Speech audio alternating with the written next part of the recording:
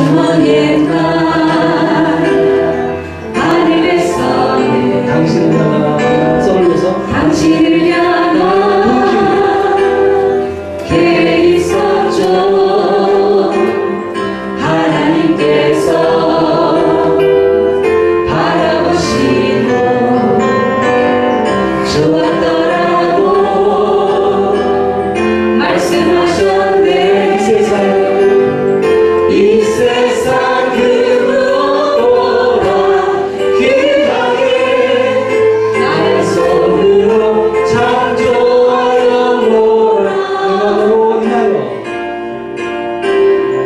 내가 너로 인하여 기뻐하노라. 내가 너를 사랑하. 배꼽에서 하트 상대방의 줍니다. 사랑해요. 옆에서 하트 즐겁게요.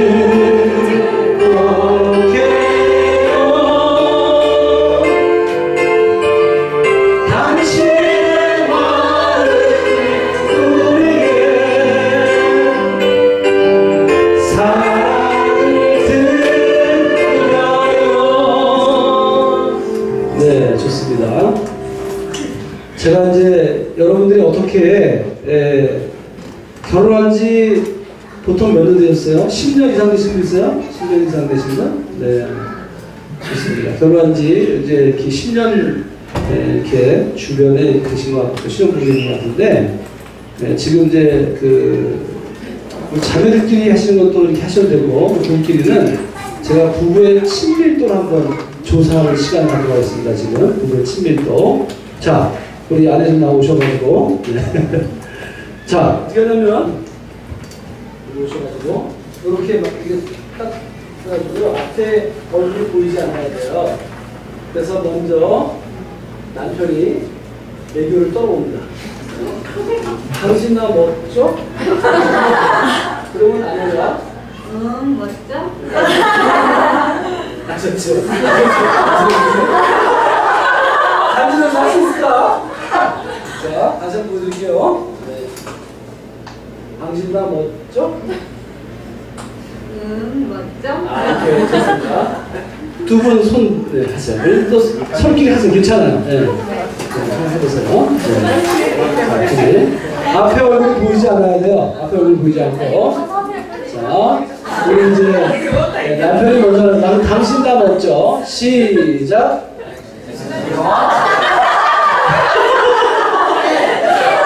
멋져. 네. 쑥스럽죠? 우리 집 남편들 있잖아요. 이거를 나중에 하셔야 돼요. 네, 저도 못했어요. 저는 얼굴을 쳐다보지도 못했어요. 자꾸 하다 보니까 되더라고요. 자, 다시 한번 합니다. 우리 남편이 당신 다 멋져. 그러면 자매가 멋져. 시작.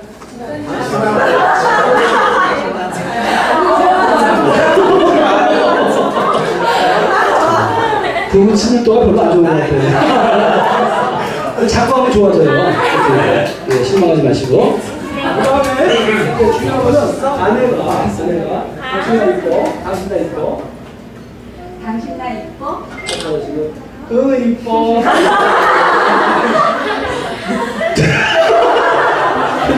야, 저걸 어떻게 해야지? 자, 준비. 자,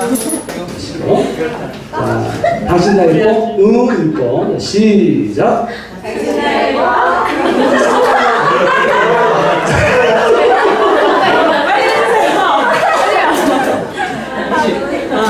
자, 그 뒤에 저 땀 흘리시는 분. 잠깐 나오세요. 잠깐 나오세요. 무리하게 손을 바꾸고. 자, 앞에 시공을 구동했습니다. 자, 앞에 땀 가리고 우리 형제가 네. 자매가 하겠습니다. 자매가 당신 나 이뻐. 시작. 당신 나 이뻐?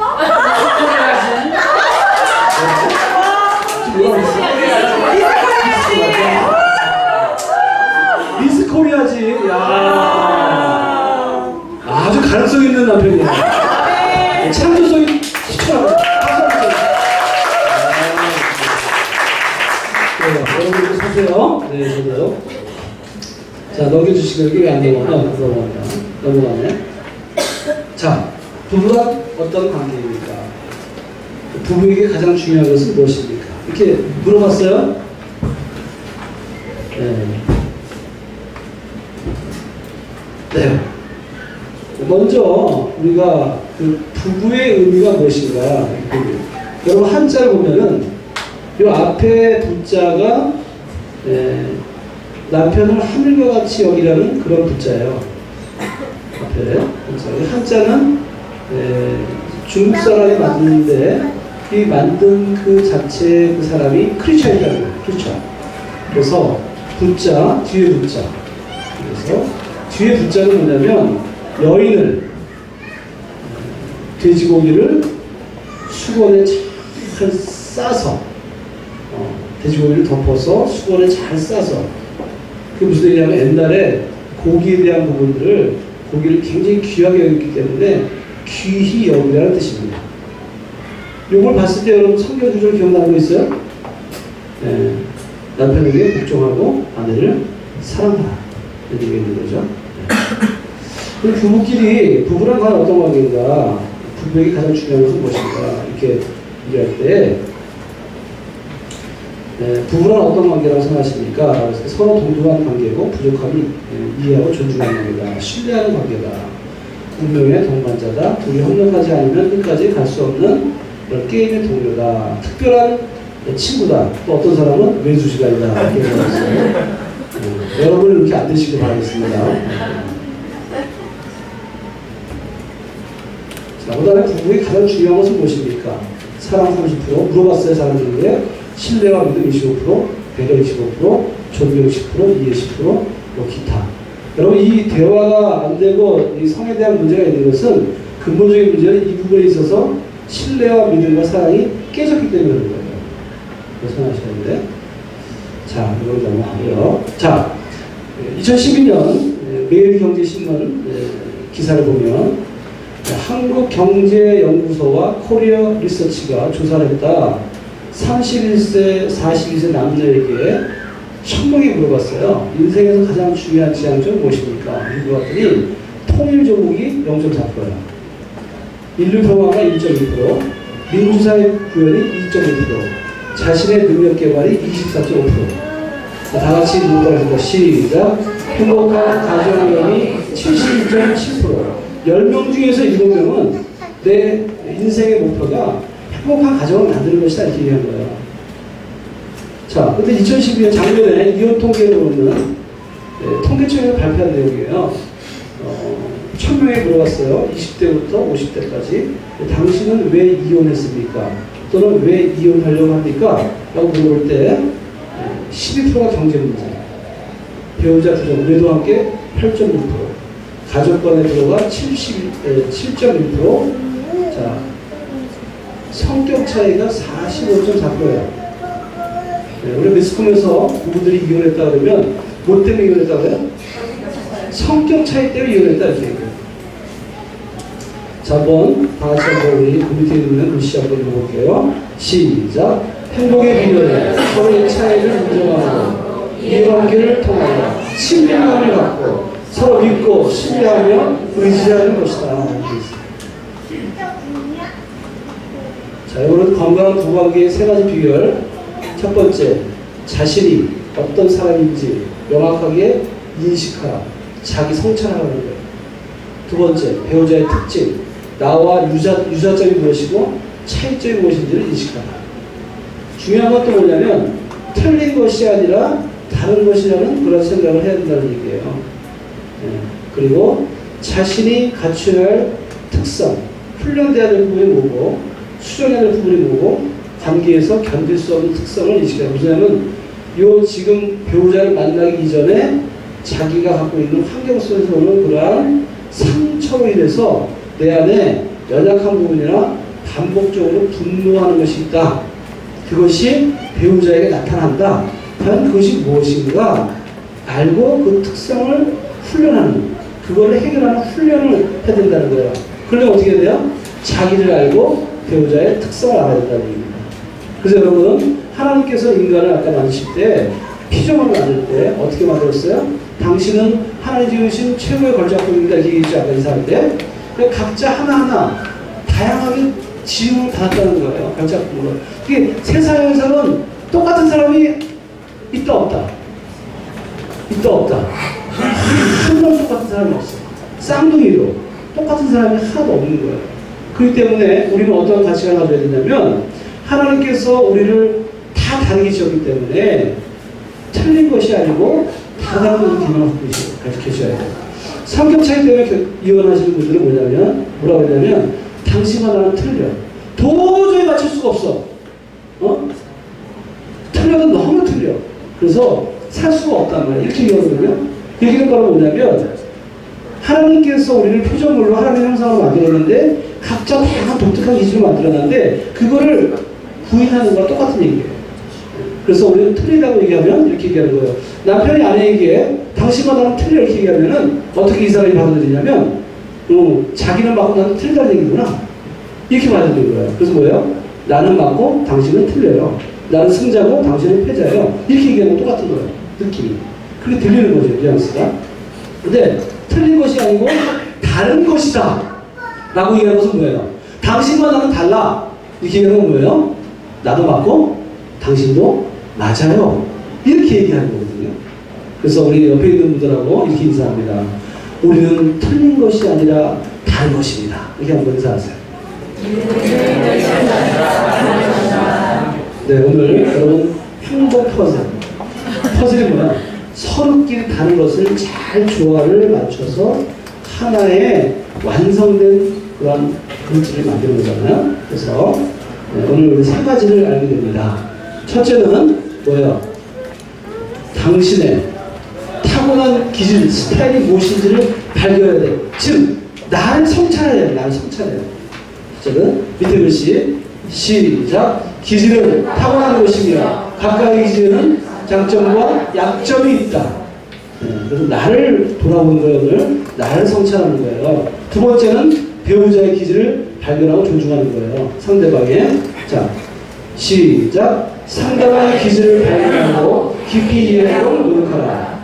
그리고 나와 다름을 인정하라. 있는 모습 그대로.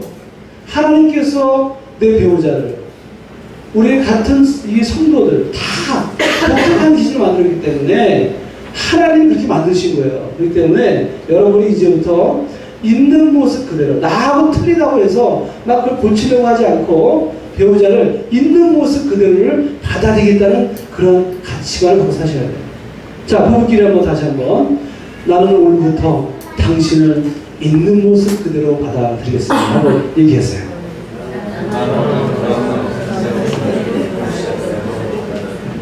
네, 자, 세 번째는 서로가 이제 자기의 스타일을 갖고 자, 밑에 글씨 시작. 나의 기질, 스타일을 주장하는 것이 아니라 상대방의 기질을 맞추도록 노력하면 상대방의 필요가 무엇인지를 발견하게 됩니다. 자, 모든 사람은 장점을 갖고 있는데 장점에 대해서는 하나님께 감사하고 장점이란 당신이 잘하는 것이 무엇이고 더 하고 싶은 것이 무엇인가. 그래서 장점에 대해서 극대화시키는 노력이 필요합니다. 그리고 약점, 모든 사람이 약점을 갖고 있는데 약점에 대해서 주님을 신뢰해야 돼요. 당신이 약점을 끼치는 영역을 최소화하고 약점이라는 것은 당신이 잘 하지 못하는 것은 무엇이고 하고 싶지 않은 것은 무엇인가. 자, 그런 모든 사람은 자신의 스타일을 갖고 있는데 이제 이거 한번 기질을 알게 될 거예요. 스타일을. 자, 기질은 다른 것이지 우연히 있는 것이 아니다. 여러분 기억하시고 지금부터 우리가 어떤 기질을 갖고 있는지 확인하는 시간을 갖도록 하겠습니다. 교재를 좀 봐주세요. 자, 교재 좀 한번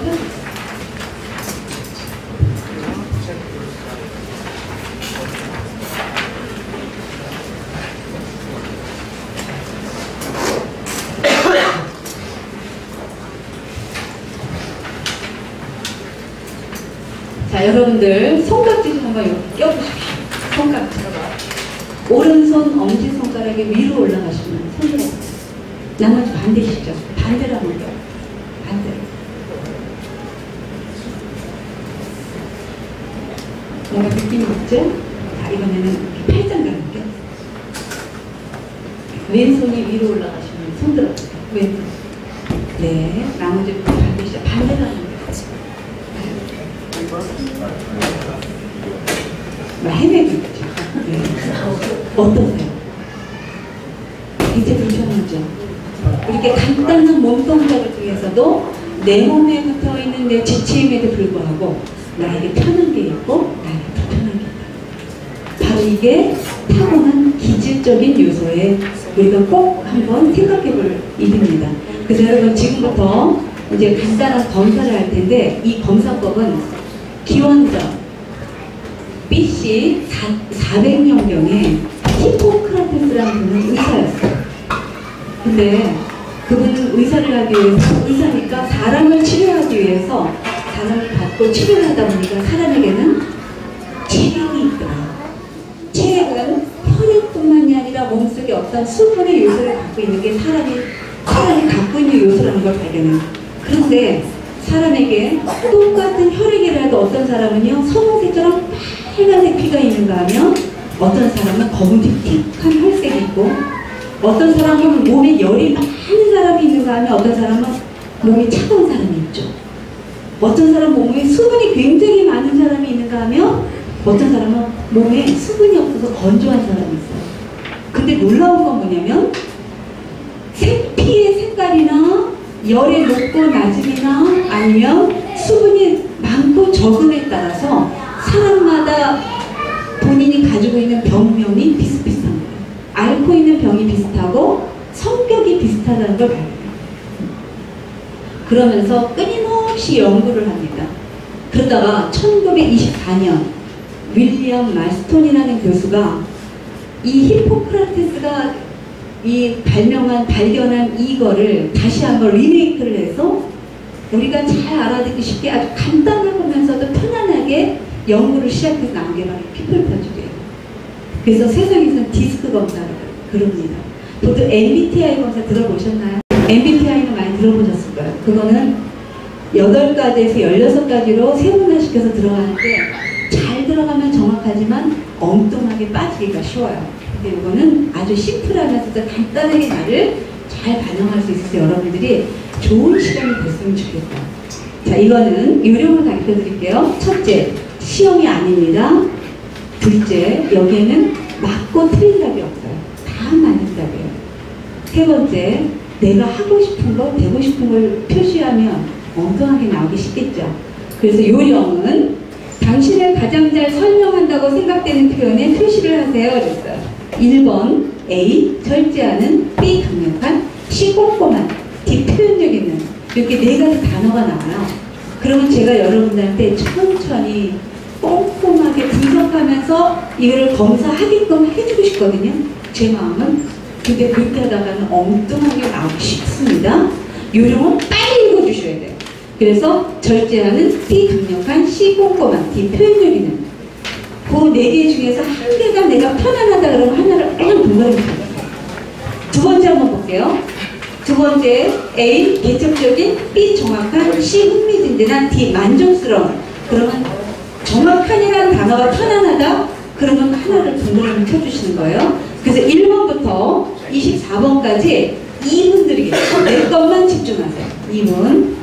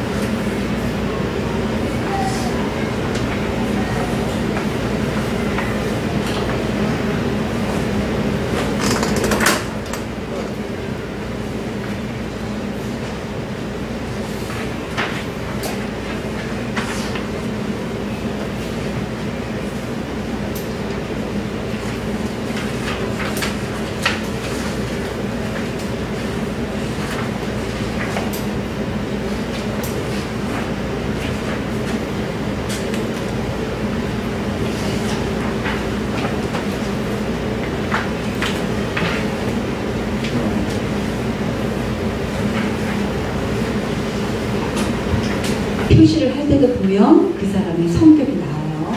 아직도 못 하시군요. 네, 그러면 여기 앞에 한번 볼게요. 1번에 D, 표현력 기능이라는 단어를 동그라미 치셨죠? 그러면 그 뒷장을 보면 D가 두 번째 나와 있습니다. D가 두 번째. 앞에 한번 다시 볼게요. 앞에 2번은 B, 정확한. 동그라미 친 게 그 뒷장을 보면 B가 맨 끝에 가 있습니다. B가 맨 끝에 가 있어요. 그래서 여기 다시 한번 1번부터 24번까지 동그라미를 쳐주세요. 그리고 동그라미 친 걸 세로로 몇 개인지 세워주시는 거예요. 개수를 한번 써보세요. 동그라미를 치다 보면 한쪽으로 동그라미가 쏠림 현상이 나옵니다. 근데 아주 지극히 정확한 거예요. 자연스러운 현상입니다.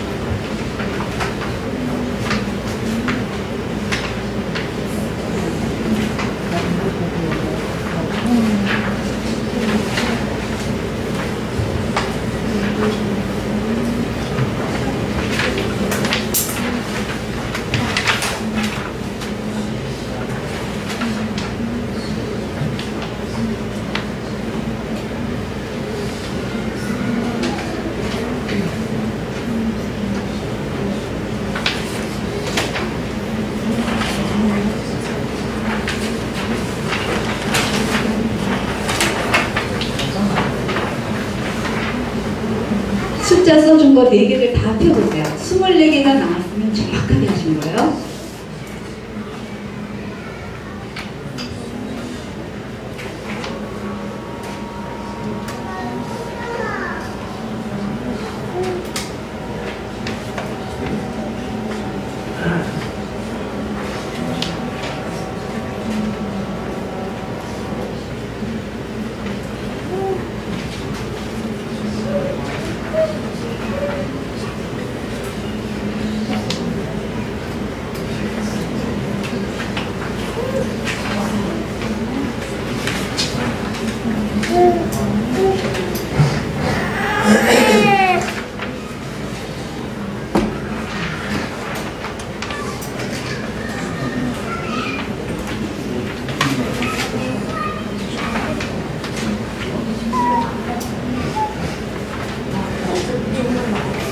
아직 못하신 분 손 들어볼게요.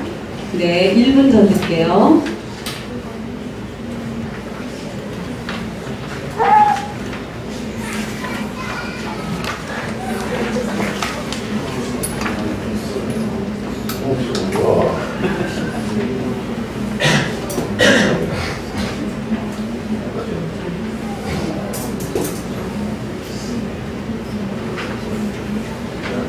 자, 다 하셨죠? 앞에 한번 보세요. 앞에 첫 번째 D 주도형, I 사교형, S 안정형, C 신중형 이렇게 써주십시오.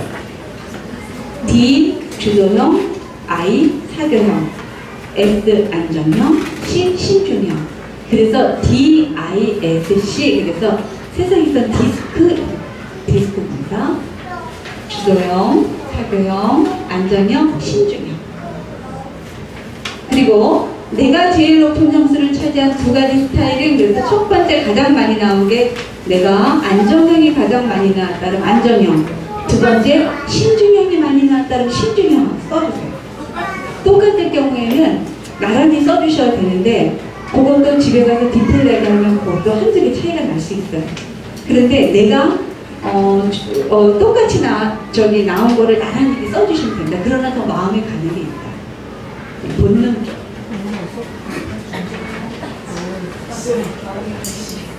자, 그러면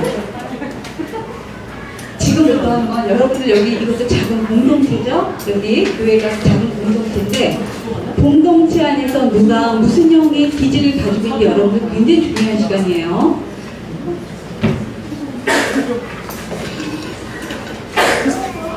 자리에서 한번 일어나 볼게요. 나는 주도형이 가장 많이 나왔다. 자리에서 한번 일어나 보세요. 자리에서. 주도형. 네. 네. 두 분은 두 분 다 주도형이시죠? 자리에서 일어나 보세요. 서로 자리에서 일어나 보세요. 주도형들. 얼굴들 잘 보십시오. 이분들은 어떤 기질을 가지고 태어나셨냐면 일을 위해서 태어났고 일을 위해서 사며 일이 없으면 자기의 존재감을 못 느끼시는 기질을 갖고 있는 거예요. 굉장히 일 중심적이고 그리고 또 하나는 뭐냐면 일이 있어야 내 정체감을 확인해요. 네, 그냥 안정감을 취하는 형들이에요. 제가 두 분을 딱 보는 생각 주제입니다.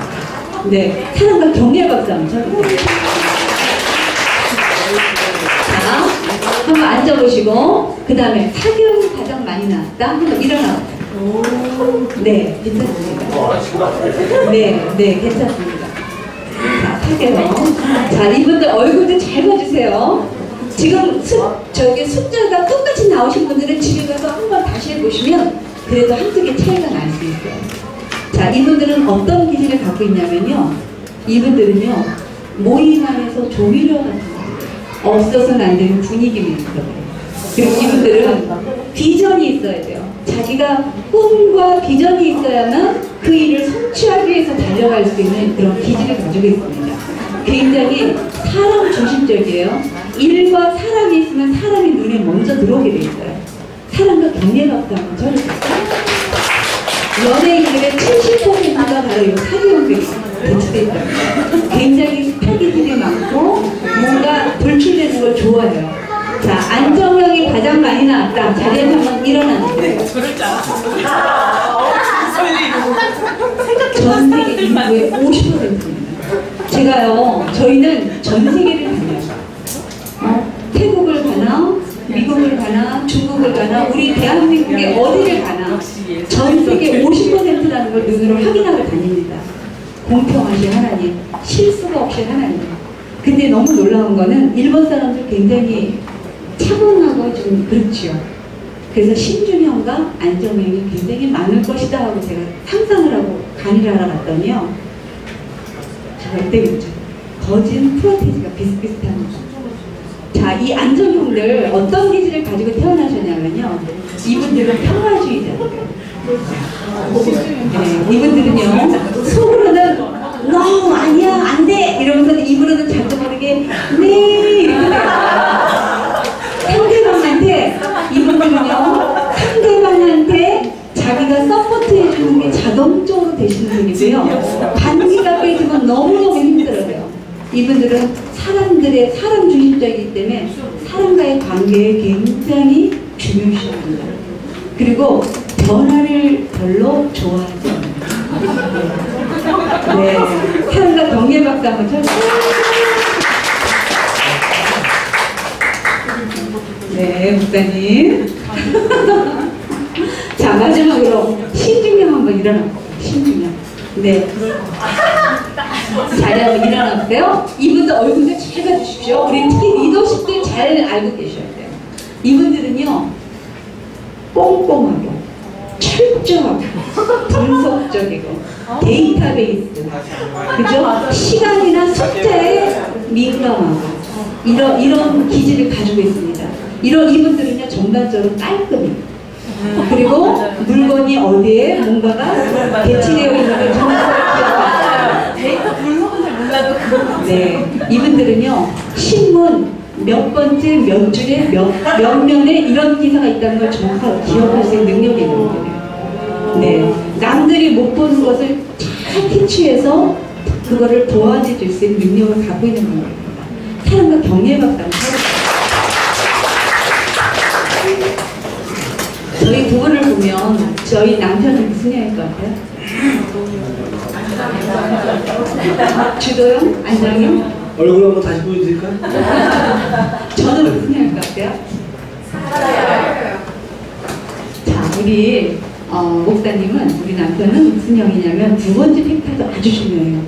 우리 남편은 첫 번째 퍼스트가 뭐냐면 신중, 두 번째가 주도입니다.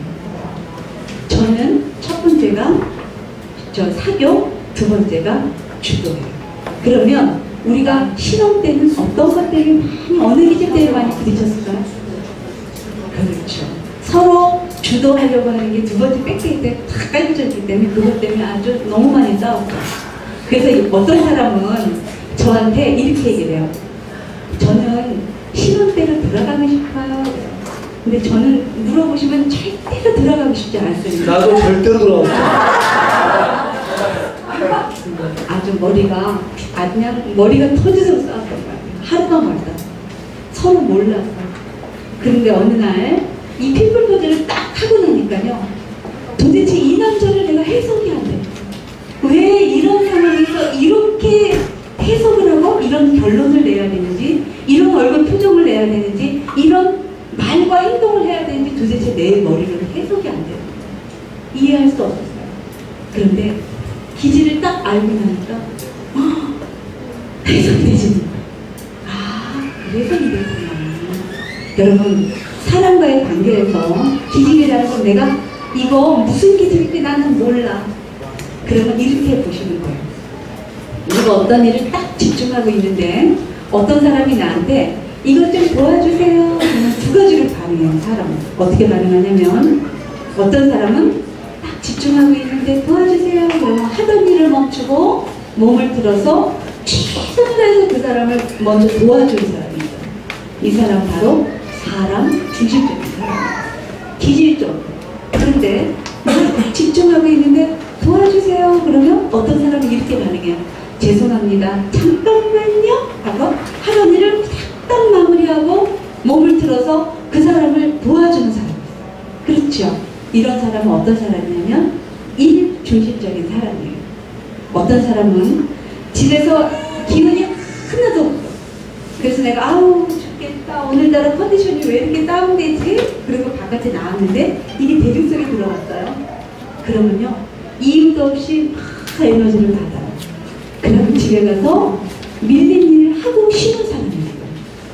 그런데 어떤 사람은요, 집에서 오늘은 너무너무 컨디션이 좋다. 몸이 가볍네. 이러고 대중성이 딱 왔어요. 에너지를 막 뺏겨요. 그리고 피곤해서 집에 가서 넉다운 대놓고 쉬어야 되는 사람이 있어요. 어떻게 설명하실까요? 바로 이게 기질이라는 거예요. 내가 A라는 사람과 B라는 사람을 만났어요. 처음 만난 거예요. 우리 오늘 처음 만났죠. 그런데 이상하게 내가 이 사람한테는 괜히 막 가서 얘기하고 싶고 편안한 거예요. 처음 만납니다. 아무런 인포메이션이 없는 거예요. 근데 이 사람한테는 가면요, 왠지 불편해요. 가까이 가고 싶지 않아요. 왜 그럴까요? 첫째는 기질, 내 무의식적인 것이 본능적으로 작동해서 기질이 느껴지는 거예요. 그래서 나도 모르게 피하고 싶은 사람이 있고 가까이 가고 싶은 사람이 있고, 두 번째는 뭐냐면 내 안에 있는 상처, 내가 어떤 환경, 어떤 곳에서 어떻게 살았는지 전혀 모르더라도 내 안에 있는 보이지 않는 상처가요, 내 잠재의식 속에서 부딪히는 거예요. 그렇게 보시면 됩니다. 그래서 기질이라는 건 여러분들 잘 아셔야 돼요. 정확하게 네 가지 유형을 파악하고 그 기질에 대한 장점과 약점을 정확하게 파악하시면 여러분들이 관계에 있어서 교회 안에서의 공동체의 관계, 가정 안에서 부부와 자녀의 관계, 이웃과의 관계, 친구와의 관계, 사회와의 관계에 엄청난 능력이 생깁니다. 여러분들 아까 제가 일중심적인 형과 사람중심적인 형이 있다 그랬죠. 근데 일중심적인 형은 주도형과 신중형이 일중심적인 사람이에요. 그러니까 우리 자매님 같은 경우는 굉장히 일중심적이겠죠. 그런데 사교형과 안정형은 사람 중심적인 사람이에요. 그리고 형제님 같은 경우는 일중심적인 것과 사람 중심적인 것이 잘 미시되어 있겠죠. 그러니까는 한쪽으로 쏠림 현상이 이렇게 일어나는 것은 나름대로 환경과 타고난 기질에 대한 분포 요소가 잘 대합되어 있다고 보시면 돼요. 하나님이 이 땅에 인간이 살 수 있는 우주 만물을 먼저 창조해 놓으셨어요. 혼돈과 공허의 이 지구 안에 사람이 살 수 있는 모든 것을 창조해 놓으셨어요. 그러고 나서 뭘 만드셨죠? 뭘 만드셨어요? 사람. 누구 먼저? 남자. 그 위대한 이름 아담. 아담을 만드셨어요. 얼마나 아담이 위대하게 지어졌냐면요. 그는 하나님과 같은 능력을 갖고 있는 위대한 인물이었어요. 그런데 하나님은 삼위의 하나님이라요. 성부의 하나님, 성자의 하나님, 성령의 하나님. 이 세 분의 하나님이 모여서 우리는 하나님 하고 얘기해요. 우리의 생각과 상상으로는 이해할 수 없는 뭔가의 어떤 신적인 어떤 느낌이 있죠. 그런데 이 세 분은요, 얼마나 인격적이시냐면 커뮤니티, 서로 교통하고 의논하고 이런 분들이세요. 그래서 독처하는 것이 하나님이 보실 때는 하나님은 끊임없이 서로 관계를 통해서 만나시는 분이 하나님의 본체예요. 하나님의 본질은 관계예요. 그런데 인간의 남자를 먼저 딱 창조해내시고 한 남자를 해놨는데 독처하고 있잖아요. 혼자 있으니까 하나님이 이렇게 생각하시는 거예요. 아, 독처하는 것이 보기에 좋지 못하구나. 하나님은 결정을 먼저 하셔요. 그리고 나서는 아담을 바로 재우셔가지고 여자를 만드셨을까요? 여자를 만드셨나요? 아니에요. 하나님은 그 전에 굉장히 중요한 작업을 하나 하세요. 어떤 작업을 하시냐면 아담의 손을 끌고 하나님이 만들어 놓으신 에덴 동산 중앙에다가 딱 아담을 세워 놓으셔요. 그리고 아담아, 이 땅에 있는 너를 위해서 만들어 이 모든 사물들에게 네가 이름을 한번 지어봐라, 이렇게 말씀하세요. 아담이 이렇게 보니까 나처럼 움직일 수 있는 게 눈에 보인 거예요. 하늘에 나는 모든 육축과 땅에 기는 모든 살아있는 생물체들이 눈에 들어온 거예요. 그래서 그가 너는 독수리, 너는 코끼리, 너는 꽃사슴, 너는 비둘기. 그가 그 입으로 명명하는 대로 그 이름이 되었더라 라고 성경에 나와 있어요. 그러면 한 개체에다가 그 사람이 한 개체의 이름을 지으려고 하면 그 개체에 대한 정확한 아이덴티티, 그 정체성을 알아야 지을 수 있겠죠. 그 이야기는 다시 한번 되짚어보면 하나님은 이 땅에 너를 대변할 수 있고 너를 대피해 줄 수 있는 존재가 이 땅에 있느냐 없느냐 그걸 확인하는 시간이에요. 그러고 나서는 아담의 갈비뼈를 탁 취하셨어요. 근데 아담의 옆구리에 있는 이 갈비뼈는 어떤 부위의 갈비뼈였냐면 인간의 장기 중에서 가장 생명을 다루는 건 심장이에요. 심장이 멈추면 사망. 그 진단서가 떨어질 수 있는 그 부위를 커버하는 바로 그 부위를 갈비뼈를 탁 취하셔서 그래서 여자를 만드십니다. 아담이 한번 죽은 겁니다. 죽음보다도 더 깊은 잠을 재운 것은 아담이 한번 죽은 거예요. 남자의 희생과 죽음을 통해서 만들어진 게 누구예요? 여자의 저희들이에요. 아담이 죽었다가 눈을 탁 뜨는 순간 그 아담은 어떤 고백이 일어납니까? 내 뼈 중에 뼈요, 내 살 중에 살이로다. 아멘. 이 말은 다시 말을 바꿔서 얘기하면 이 땅에 나를 대변해 줄 수 있고 나를 대필하면서 나의 정확한 정체성을 견주어 볼 수 있는 사람은 이 땅에 아무도 없고 당신 하나뿐입니다. 이런 고백이 일어난 거예요. 아멘. 그래서 아담이 죽었다는 것은 나 중심적인 게 아니라 상대방 중심적으로 여자도 만들어졌지만 남자도 만들어진 존재예요. 바로 이게 이 땅에 하나님이 이 땅에 인간을 창조하시면서 가장 먼저 만드신 게 바로 가정입니다. 가정제도의 목적과 원리가 이 안에 들어있는 거예요. 그런데 우리 안에 죄가 들어왔어요. 죄가 들어옴으로 인해서 우리의 인격은 파괴되고 산산이 부서지면서 어떻게 변했냐면 나 중심적인 사고로 전환돼 버린 거예요. 너무 이기적으로 변해버린 거예요. 그러다 보니까 이제는 한 몸을 이루는 부부임에도 불구하고 끊임없이 나만 맞춰달라고 우리 아우성하죠. 그래서 끊임없이 부서지고 상처받고 내 몸보다도 더 중요한 내 자녀한테까지 악순환을 거쳐서 그 상처의 대를 이어가는 거예요. 그래서 이제는 여러분들의 가정을 회복하는 운동이 시작되셔야 돼요. 아멘? 나를 위해서 사는 게 아니라 나 중심적인 게 아니라 상대방 중심적으로 나를 변화시켜야 돼요. 그래서 저희 부부는 가정을 살리는 목숨을 걸었습니다. 어디를 가든지 가정이 눈에 들어와요. 이 땅에 너무 많은 가정들이 몸부림치면서 상처받고 고통당하면서 힘들어하고 눈물을 흘리고 살아요. 하나님은 가슴 아프신 거예요.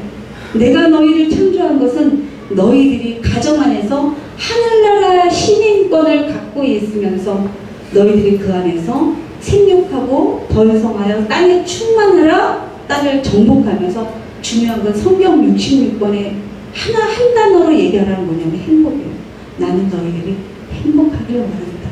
이 말씀을 하시는 거예요. 태초에 교회의 시작은 가정입니다. 교회는요, 몇천 년이 지나서 신약시대 예수님이 태어나시고 나서 교회가 탄생됐어요. 교회는 새까맣게, 그래서 구약의 교회는 가정입니다. 신약의 교회는 교회가 탄생함으로 해서 가정들이 교회 안으로 모인 거예요. 여러분들 가정이 교회예요. 교회가 움직이고 있는 겁니다. 아멘? 교회가 깨지면 이 땅은 어두워지기 시작해요. 이 땅에 교회가 무너짐으로 인해서 가정은 교회가 됐어요. 교회가 무너져서 가정이 무너져서 너무 많은 하나님의 나라가 무너져 내려가고 있어요. 그래서 여러분들 오늘 저희 강의를 듣고 있는 여러분들 한 가정 한 가정의 그 가정이 다시 한번 생명력을 가지고 일어나시라는 거예요. 근데 무엇을 가지고? 제일 먼저 우리의 손에 무기를 오늘 들은 게 뭐예요? 기질.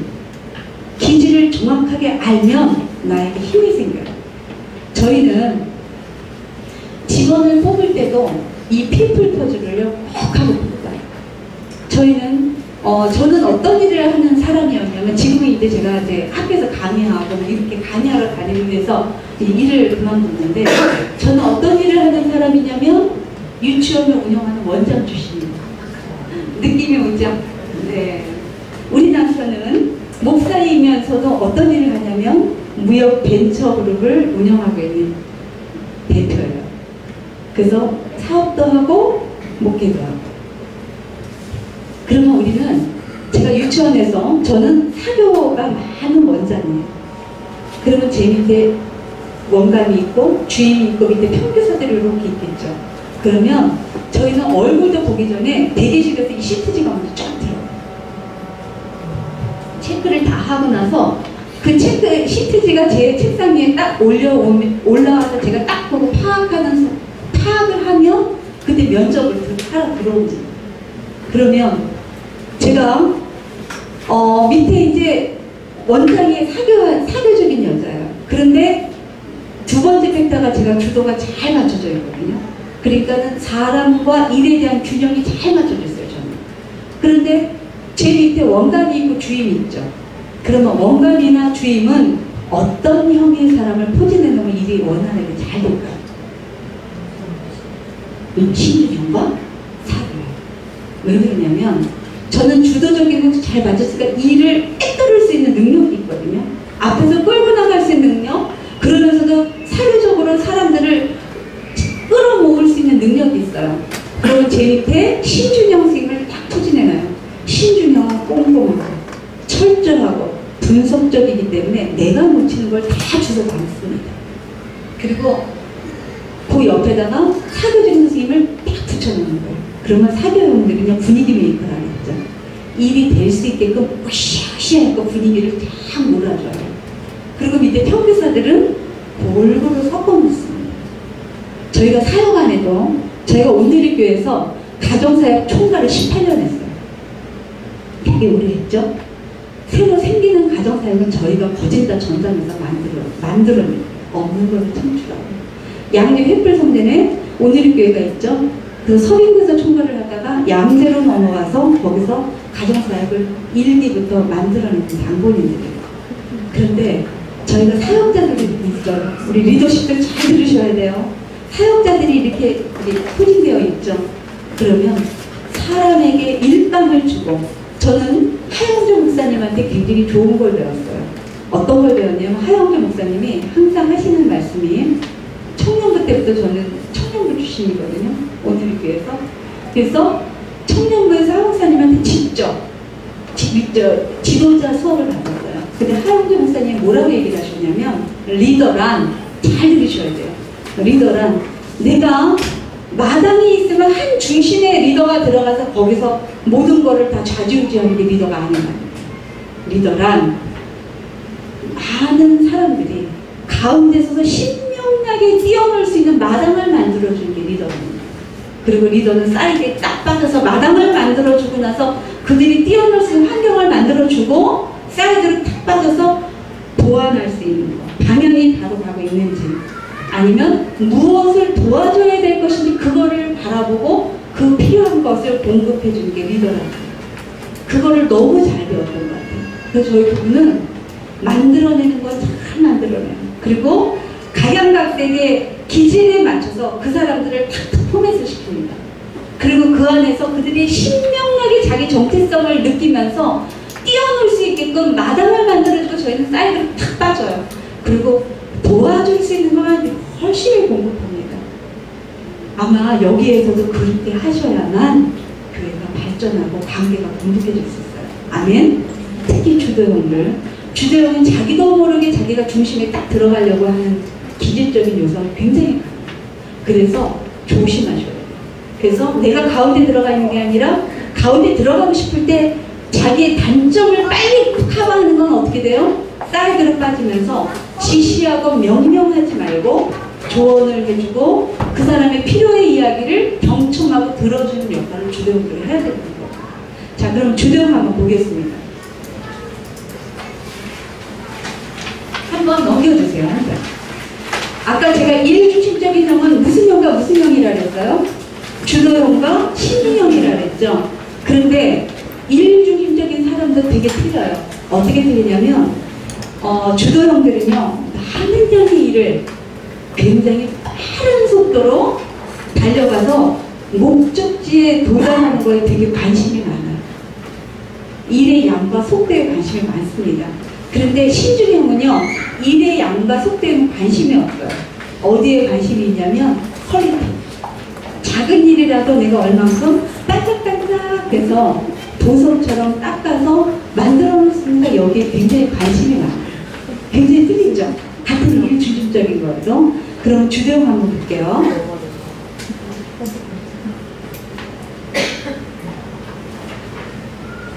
자, 주도형은요 전 인구의 10%에 속합니다. 전 인구에. 그래서 별명은 뭐냐면 나를 따르라. 그게 별명이에요. 주도형들. 그리고 당신은 일하기에 태어난 사람. 이게 또 별명이기도 합니다. 주도형의 전형적인 성경인물이 있어요. 누굴까? 한번 생각해볼까요? 누굴까? 퀴즈. 아니 성경인물로. 네. 모세도 나왔고, 네, 누구냐면 사도 바울이에요. 바울은 뭐라 그랬냐면 일하기 싫거든 먹지도 말라. 그 정도 되게 일 중심적인 사람이었습니다. 주도적이에요. 그리고 이방 선교에 선구자적인 역할을 했죠. 근데 한번 보세요. 주도형들은요 하나님이 그를 만나 주실 때 충격과 쇼크로 만나주셔요. 충격과 쇼크. 다니엘 불쌍해서 충격과 쇼크여서 웃으세요. 주도형들은 이런 강력한 요법이 있을 때 자기의 생각을 무너뜨릴 수 있을 만큼 속에 강인함이 있는 것을 모르겠어요. 그런데 너무 놀라운 거는 사도 바울을 보세요.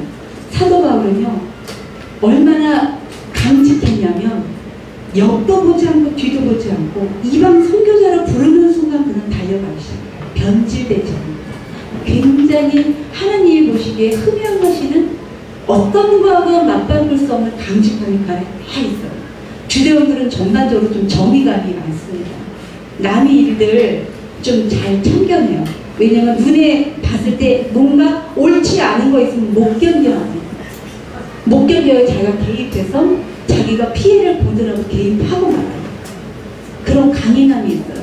그런데 사도 바울은요 어떤 풍파가 있으면 옥에 갇히고 매를 태형을 한 번만 맞아도 죽는 사람이 많은데 그 태형을 몇 번씩 맞습니다. 그리고 난파돼요. 배가 난파가 돼서 폐가 다 부서져가지고 그 조각한 자를 이렇게 입고서는 살아남을 수 있는 사람이에요. 돌도 맞았죠. 동족의 위험에 처했죠. 강도의 위험, 잠을 잘 수 없는 위험, 굶주림의 위험, 이방인의 위험, 이런 위험이 있음에도 불구하고 그는 암만을 향하여 그 달려갈 수 있는 믿음의 소유자였던 거예요. 그러면서 사도 바울은 뭐라고 고백하냐면, 내가 선한 싸움을 다 싸우고 내 달려갈 길을 다 마치었다. 그러나 나는 내 믿음을 끝까지 지켜. 이 고백이요, 우리를 신분을 이루죠. 자, 장점 한번 보겠습니다. 장점.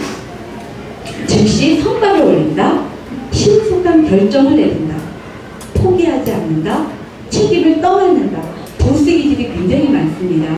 모든 책임을 위임해줄 때 가장 이상적인 환경을 느껴. 그 다음에 자신감이 있다. 그래서 목소리가 전반적으로 큽니다. 그리고 도전을 잘 받아들인다. 다른 사람에게 본인은요, 이렇게 남들한테 또 일을 시키는 걸 굉장히 좋아하는데, 다른 사람이 날 시키면요, 되게 힘들어해요. 그리고 열심히 일하다 휴일이 없고 일 중독에 빠지기 쉽습니다. 문제를 피하지 않고 해결하려고 합니다. 약점 한번 볼게요. 조급하다. 조급하다 보니까 밀어붙이다, 냉정하다, 잔인하다라는 평가도 듣기 쉽습니다. 다른 사람에 대해 무관심하다. 사람에게 상처 주기 쉬워요. 왜냐면 일과 사람이 있으면요, 일이 먼저 눈에 들어오는데 사람이 후자로 밀리게 돼요. 그래서 상처 주기 쉬워요. 근데 본인은 몰라. 위험 부담과 경고를 간과한다. 융통성이 없고 고집이 세다. 위기 상황이 되면요, 더 독재로 밀고 나가기 아주 쉽습니다.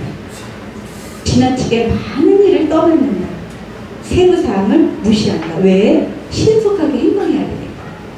제안받는 것을 참지 못한다. 본인이 지시하는 것은 굉장히 좋아하는데 남이 날 지시하는 건 힘들어한다고 했죠. 다른 사람들에게 너무 많은 요구를 한다. 우리 주도형들은요, 선천적으로 일을 탁월하게 잘할 수 있는 능력을 갖고 태어난 사람들이에요. 그래서 굉장히 많은 양의 일을 빠른 속도로 비중도 들어가서 목적지에 딱 도착을 해야만 본인이 안정감을 취해요. 운전을 할 때도 운전하면서 음악 들으면서 과자 먹으면서 또 부시럭거리고 옆에서 막 두 가지 핸드폰을 조작하면서 서너 가지 일을 막 하는 사람도 있어요. 거진 주도형이 갖고. 네. 어쩔 수 없는 상황이 아니었을 때 불구하고. 네.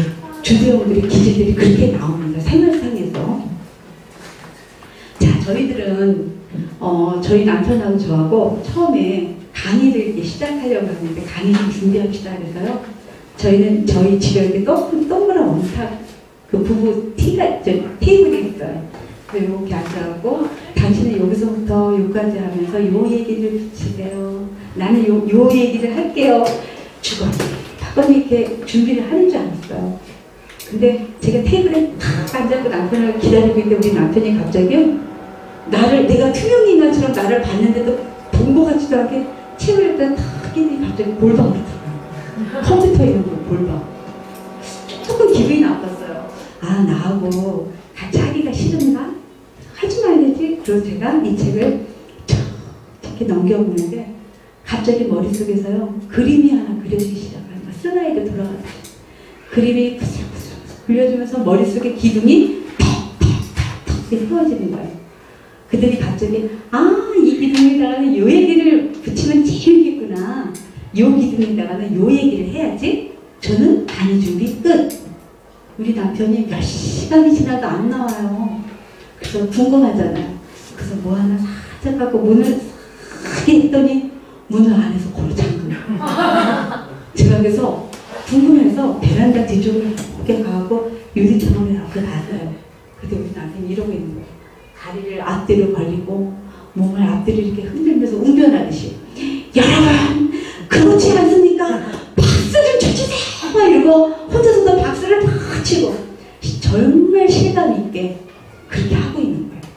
근데 제 마음속에는요, 갑자기 이런 생각이 드는 거예요.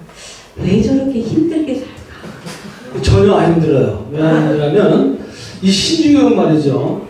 강의를 한다고 했을 때 준비를 완벽하게 해야 돼요.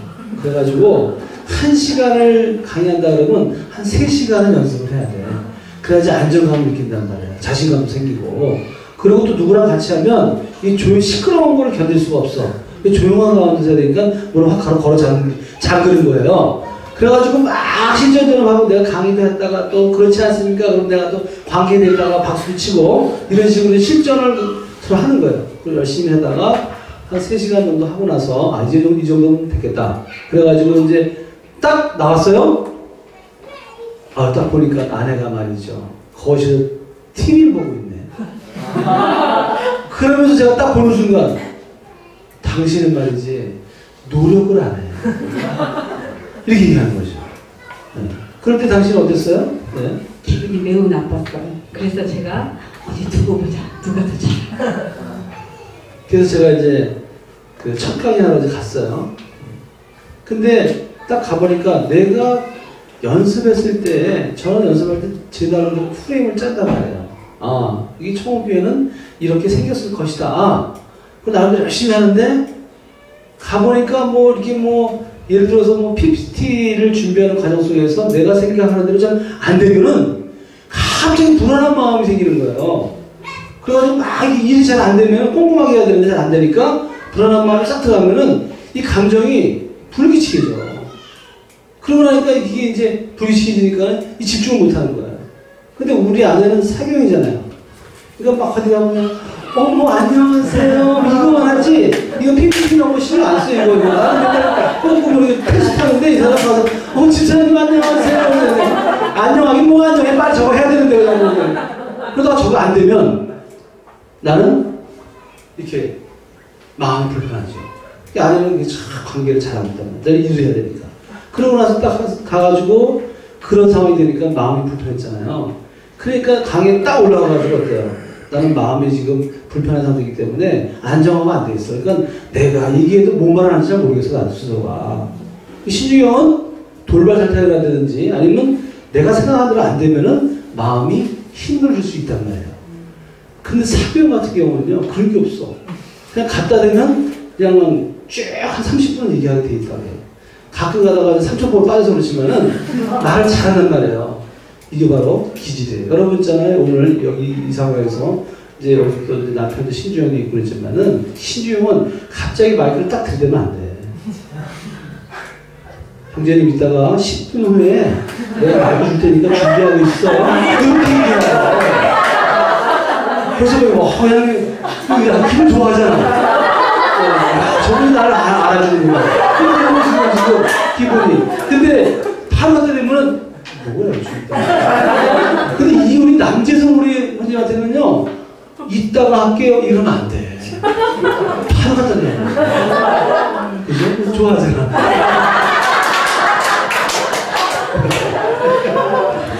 저희가 집을 얻으러 다니는데 집을 얻으려면 우리 남편하고 저하고 누가 먼저 움직일까요? 네, 사교형이 제가 먼저 움직입니다. 그래서 제가 인포메이션을 줘요. 부동산에다가. 근데 요새는 부동산이 네트워크가 너무 잘 돼 있죠. 그러면 아저씨한테 미리 정보를 줘요. 아저씨 저는 돈이 요만큼이고 이런 구조였으면 좋겠어요. 그래서 아저씨가 물건이 많이 나올지 모르지만 그 중에서 베스트라고 생각하는 거 2-3개만 찍어주세요. 복잡한 거를 싫어해요. 우리 사교 주도들은 아주 좀 복잡해. 저 같은 경우는 특히 주도형들은 복잡한 게 힘들어요. 의식적으로, 체질적으로. 복잡하게 한 달만 살아요. 그러면 죽으면. 네. 그리고 신중형들은 복잡한 게 자동적으로 되거든요. 생각이 많고, 분석하고. 그런데, 그래서 아저씨가 이제 몇 개 이렇게 하면 제가 이렇게 딱 봐요. 마음에 딱 드는 게 있으면 남편한테 제가 전화를 해요. 그러면 신중형들은 분석해야 되니까 그때 움직여요. 미리 안 움직이면. 그리고 딱 이제 집으로 들어가는 순간 우리 남편하고 저하고 빠이빠이. 자동 빠이빠이. 저는 거실 한복판에 서서 동선이 눈에 들어오는 거예요. 거실과 주방의 동선, 거실과 방과의 동선, 그리고 거실은 네모 반듯한가, 햇볕은 잘 들어오는가. 이렇게 굵직굵직한 면과 선이 눈에 확 들어오게 됐어요. 기질적으로. 근데 우리 남편 뭐 하라고 있나 그러면 화장실에 가서 물을 또 주방에 가서 싱크대를 닫았다. 또 전기를 껐다 켰다. 그리고 왜 그렇게 집 베란다에 가고 벽을 그렇게 남자가 말이지 굵직굵직하고 널찍널찍한 걸 말하지. 그래서 제가 별명을 하나 줬어요. 별명이 뭐죠? 쫌생이에요. 왜냐하면은 저는 딱 가는 순간 가치, 어떤 공간을 딱 봤을 때 어떤 것이 가치 있는가 라고 딱 생각하죠. 근데 안에는 큰 방, 거실, 햇빛이 들어오는 거, 여기에 가치를 두는 거예요. 그죠? 저는 어떻게 생각하냐면 큰 방이든 햇빛이 들어오든 무슨 소용이 있겠냐. 방수가 안 돼가지고 벽이 새면은 아무 이거는 허당 아니냐 이렇게 생각하는 거죠. 그리고 예를 들어서 이렇게 제가 화장실 가서 자꾸 이렇게 하는 컵딱 이렇게 물 하는 건 뭐냐면 수압이 약하면 크게 불편하잖아요, 생활에서. 그리고 또 한국 건설은 제가 땜빵을 많이 해. 그래서 구석에 가면 땜빵을 많이 했나 안 했나 이걸 보게 돼 있다고요. 그러니까 가는 순간 딱 이 사람은 햇빛 들어오느냐 이거 보겠지만 나는 거기에 가치를 두고 있어요. 그러니까 이 기질을 몰랐을 때에는 우리는 서로가 뭐야, 신혼 때는 맨날 싸웠잖아요. 완전 죽으라고 싸웠어. 그래가지고 이 서초동을 많이 갔어. 서초동. 서초동을 많이 갔는데 거기를 이제 안 산다고 갔잖아요. 이게 저는 지금 교통부 장관한테 참 감사하게 생각해요. 거기 앞에 유턴이 있어. 사거리 유턴이 있다고. 그거 없으면 그냥 들었을 거야. 그만 살아! 그냥 쫙 해가지고 가는데 조금 마음이 좀 그렇잖아. 유턴 해가지고 딱 세가지고 그냥 산에 한 산에 그러다가 또 갑자기 내려. 그럼 쫙 내려 쭉 가면 가다가 서가지고 빨리 타! 안 타! 그러고 가다가 안 타는 말을 말하고 확 가버리는 거예요. 그냥 나도 가고. 여러분 이런 것 때문에 천적이에요. 너무 틀린 거야 그때는. 그래가지고 너무 많이 싸웠어요. 그 다음에 이게 서로의 기질을 알고 나니까 그러니까 너무 다른 게 뭐야? 천적이야 천적. 그러니까 하늘에서 내려준 적이란 말이야. 이 기질을 알고 나니까 천연천인데 같은 천씨인데 천생연분으로 바뀌더란 말이야. 박수 한번 주세요. 옛날에는 제가 박수 쳐주세요 그러면 강의 끝나고 나서 당신은 무슨 그 대목에서 박수를 쳐주라고 그래요? 이러고 저를 비난했어요. 우리 탕리아 씨가 없는데 우리 신주영 같은 경우는 강의하다가 이렇게 박수 쳐주는 이게 안 돼. 뭘 박수를 쳐달라고 그래. 치고 싶으면 치는 거지. 그럼 왜 강요하냐 말이야. 이렇게 얘기 되는 거야. 근데 우리 사기가 뭐냐. 아니 쳤달라는데 뭘 그냥 초창화성 관계하니까 얼마나 좋아. 이렇게 된 거야. 지금은 제가 아내하고 기질을 알고 있으니까 자연스럽게 이제 맞추다 보니까 저도 쳐다보는데 어색하지가 않은 거야. 네, 이렇게 기질이라는 거는 되게 재밌어요. 가정 안에서 첫째 이 기질적인 요소만 잘 맞춰보시더라도 다음 해결점이 있는 거예요. 우리 남편이 여보 집이 넓고 집이 밝으면 뭐해? 동선이 좋으면 뭐해? 방수가 안 돼서 비가 새면 꽝이야. 맨날 그랬어요. 근데 저는 그 소리가 귓등으로 다 넘어가는 거예요. 내가 듣고 싶은 얘기만 듣고 있는 거예요. 근데 우리 남편이 내가 못 보는 걸 끊임없이 보완하고 있었다는 걸 깨달았어요. 반대로 우리 남편이 못 보는 걸 제가 끊임없이 보완하고 있더라고요. 그거를 아는 순간 하나님이 왜 만들게 하셨는가를 이제 해석이 되는 거예요.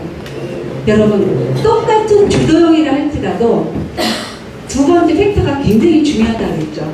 그래서 성경에 사도 바울은 주도 두 번째 팩터가 신중입니다. 주도 신중형이 굉장히 많은 거예요. 근데 주도 신중형은요 어떤 기질을 가지고 있냐면 굉장히 무겁게 가요. 왜냐하면 일만이 딱 눈에 들어오기 때문에 사람 관계가 많이 그 능력이 딸리거든요. 그러다 보니까 외롭게 갑니다. 조금. 그리고 좀 사람과도 밀착되는 관계보다는 조금 거리를 스스로 둬요. 그게 주도형들의 특징이면서 두 번째 팩터가 신중히 따는 분들이 그런 특징을 갖고 있어요. 그러면 성경적인 인물로 여호수라는 분이 있어요. 여호수아는 성경의 46번을 강력하게 명령한다. 강력하게 명령한다. 이렇게 써있다고 합니다. 그런데 여호수아는요, 두 번째 팩터가 주도 사교가 포진되어 있어요. 가나안으로 입성할 때 이스라엘의 그 많은 무리들을 다 아우르면서 데리고 들어가는 장군입니다. 그럼에도 불구하고 탁월한 리더십을 가지고 있었기 때문에 사람들을 아우리며 관계를 해가면서 이스라엘의 나라를 세워가는 초석의 역할을 담당해요.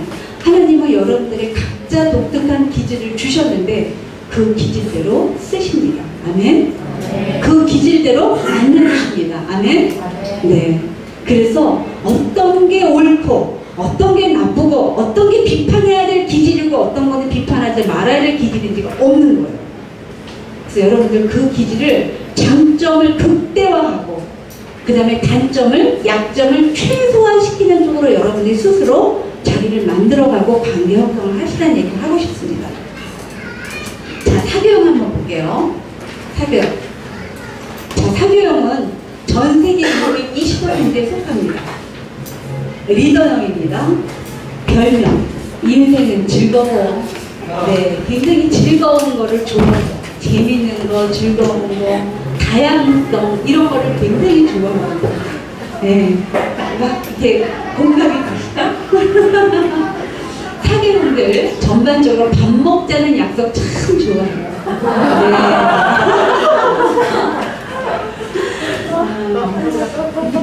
사계형은요, 듣는 사람이 아무도 없어도요, 혼자서도 즐겁게 얘기할 수 있는 능력이 있습니다. 네, 장점 한번 보겠습니다. 낙관적이다. 표현력이 좋다. 즉흥적인 걸 좋아하고요. 기록 없이도 말을 상당히 잘합니다. 즐거운 분위기를 만든다. 그래서 조미료와 같은 사람이에요. 네. 가장 이상적인 환경은 재미있는 일이 주어질 때 가장 이상적인 환경을 느낄 수 있는 사람들이에요. 좋은 인상을 준다. 그래서 전반적으로 사교형들은요, 얼굴 표정이 아주 되게 좋은 편에 들어갑니다. 인상이 좋다는 평가를 받아요. 그리고 되게 잘 웃고 얼굴이 전반적으로 밝습니다. 그리고 인간적이라 그랬어요. 당신이 필요하다 주목하고 인정하는데 목숨을 걸기로 해요. 외향적이고 사람들을 잘 사귄다. 그리고 다른 사람들에게 설득을 잘한다. 열정적이다 그래요. 우리 사교형들은 굉장히 열정적입니다. 에너제틱한 사람들이에요. 약점을 볼게요. 입에 콩덩어리가 부족하다. 용두삼이격입니다. 뭔가 일을 하자고 막 샹샹샹샹 하면은 시작은 굉장히 거창하게 갈 것 같아요. 의욕은 대단해요. 그런데요, 끝에 가면 결과가 안 나오고 딴짓하고 있는 경우가 아주 많아요. 정리정돈이 참 약합니다. 네, 너무 말을 많이 한다. 네, 충동적으로 행동한다. 일단 제어하기가 힘들고요. 그러다 보니까 좀 뻥이 세다고요. 맞아. 우리 사교형들은요, 몇 평 사세요? 그러면 저 50평 살아. 아, 40평 사나 보다. 이게 생각해 주면 뻥이 좀 있다고요. 급하게 결론을 내린다. 사람들하고 밥 먹자는 약속 잘하다 그랬죠? 무리하게 약속을 한다. 그리고 나서 약속 빵꾸도 아주 잘했습니다. 자기들 따라오게 하고요. 교묘한 말로 굉장히 설득을 잘해요. 능력에 대한 평가를 가대하게 한다. 결과에 대해 지나치게 낙관적이라 그랬어요. 자, 사교형의 전형적인 성경 인물은 베드로는요, 실수가 많았던 사람이에요. 행동보다는 말을 앞세워서 주워 담을 수도 없는 범죄도 저질러요. 그럼에도 불구하고 사교형들은 비전과 자기의 꿈과 이상과 이런 것들이 앞선다 그랬죠. 그 비전이 있기 때문에 천국의 열쇠를 거머쥐는 그런 영감도 예수님께 얻어요. 예수님이 베드로를 처음에 만났을 때 너는 사람을 낳는 어부가 되라, 나를 따라오라 이러고 따라오게 했어요. 그런데 3번을 부인하고 나서 예수님이 부활을 하셨어요. 돌아가시고 부활해서 사람들에게 5번이 나타나요. 5번이나 나타나는데 이 사도 베드로는 견딜 수가 없는 거예요. 내가 어떻게 내 주님을 이렇게 부인할 수가 있어? 내가 어떻게, 나라는 인간은 어떻게 맞아주시고 가장 인격적인 방법으로 나를 만나주시는 내 인생의 최고의 분이신 내가 어떻게 그렇게 할 수가 있었어? 이 자책감 때문에요. 예수님이 부활하시고 나서 5번이나 사람들에게 나타나셨음에도 불구하고요. 그는 여보게 나는 다시 고기장으로 어부로 돌아가야겠네. 그리고 터덜 갈릴리로 갑니다. 친구들도 여기 가서 쫓아가야 되거든요. 친구들도 가리로 돌아가요. 밤이 맞도록, 새벽이 맞도록 그물을 던졌지만 한 마리의 고기도 잡지 못하고 그들은요, 지치고 외롭고 배고픈 그 허탈한 마음으로 돌아옵니다. 새벽에. 새벽 미명에 바닷가로 돌아오는데 예수님이요, 떡과 고기를 다 구워놓고 예수님의 제자를 기다리고 계십니다. 아마 옛날에 베드로였다면 예수님이다! 그리고 막 달려와서 예수님을 허브했을 것 같아요. 내 생각에. 깜깜한 바닷가에 풍랑이 일었지만 예수님이 저쪽에서 깜깜한데 보이지도 않았는데 누군가 예수님이다 하는 순간 그는 아무 생각도 없이 바다에 뛰어들을 수 있는 그런 용기를 갖고 있었던 사람이 베드로예요. 그런데 그가 주님을 똑바로 볼 수가 없었던 거예요. 너무 죄송하고 너무 속상하고 너무 창피해서 예수님을 바라볼 수 없던 그는요, 주님을 제대로 보지도 못하고 머리를 숙이면서 가까이 가지도 못했을 때 그의 참회의 고백, 그의 회개, 그의 눈물을 예수님은 그의 중심을 감탄하고 보셨던 거예요. 그러면서 이렇게 말씀하세요. 시몬 베드로야, 네가 나를 사랑하느냐? 주님이 아십니다. 내 양을 먹이라, 내 양을 치라, 내 양을 먹이라. 한 시절의 식구 같지 않아? 한 소절의 노래 같지 않아? 이게 주님이 우리를 만나주신 방법이에요. 주님은 기질대로 만나주셔요. 아마 주도형에게 이렇게 내 양을 먹이라, 내 양을 치라 했으면 주도형은 헷갈렸을 거야. 저게 무슨 얘기인가? 사계형들은 이렇게 표현해줘야 머리끝부터 발끝까지 전율하며 그분의 음성을 알아봅니다. 만나주시는 것도 그 사람의 성격과 기질대로 만나주시고 말씀하신다는 사실을 기억해 주시기 바랍니다. 그래서 다른 사람이 이런 모양과 이런 방법으로 주님을 만난다고 할 때 내가 알고 있는 내 고정관념이 그를 정죄하지 않기를 저는 바라고 있어요. 부부 안에서도 가정 안에서도 나와 같지 않기 때문에 끊임없이 비판하고 정죄하고 가로막고 상대방을 누르면서 언쟁하지는 않습니까? 여러분들 그거를 내려놓으셔야 돼요. 아무것도 없는 상태로 내려놓으셨으면 좋겠어요. 그리고 있는 모습 그대로 그를 바라볼 그 시간이 여러분들에게 있었으면 좋겠어요. 저희는 딸이 둘 있어요. 첫애는 아빠를 꼭 닮았고 작은 애는 저를 꼭 닮았어요. 생긴 것도 그렇고 성품도 그렇고. 근데 이상하게 아빠가 큰아이가 제가 볼 때는 크게 잘못한 것 같지 않은데 큰아이가 뭔가 조금 실수를 하면 화를 불처럼 내요. 내가 볼 때는 그 정도는 아닌데 왜 화를 내야 되는지 이해할 수가 없는 거예요. 근데 어느 날 그날도 별일이 아니었는데 아이를 너무 아빠가 심하게 야단친 것 같아서 제가 그날 작심을 했어요. 오늘은 내가 끝장을 보리라. 그리고 우리 아이를 둘을 멀리 보니까 당신 나하고 얘기 좀 하자고.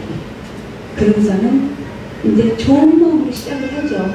그래서 처음에 좋은 마음으로 얘기를 했는데 한 중간쯤 되니까 지분이 들썩들썩 소리가 나고 밤을 새워서 얘기를 하다가 창문을 보니까 아침에 해가 뉘어 뛰고 있어요.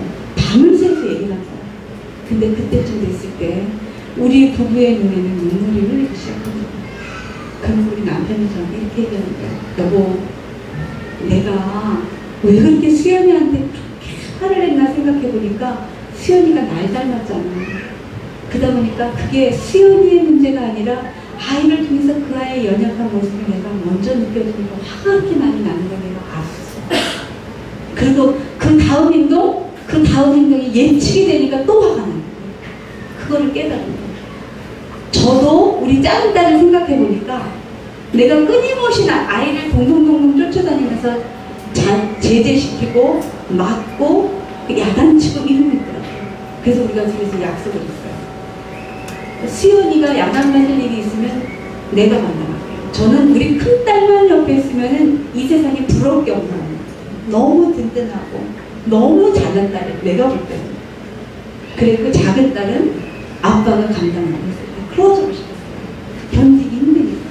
그리고 아빠가 작은 아이를 딱 터치할 때 저는 아예 참견하지 않고 맡기는 거예요.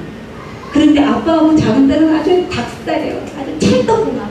그러니까는 같은 것도 야단을 쳐도 기분 좋게 안 치고 설득을 안 해요.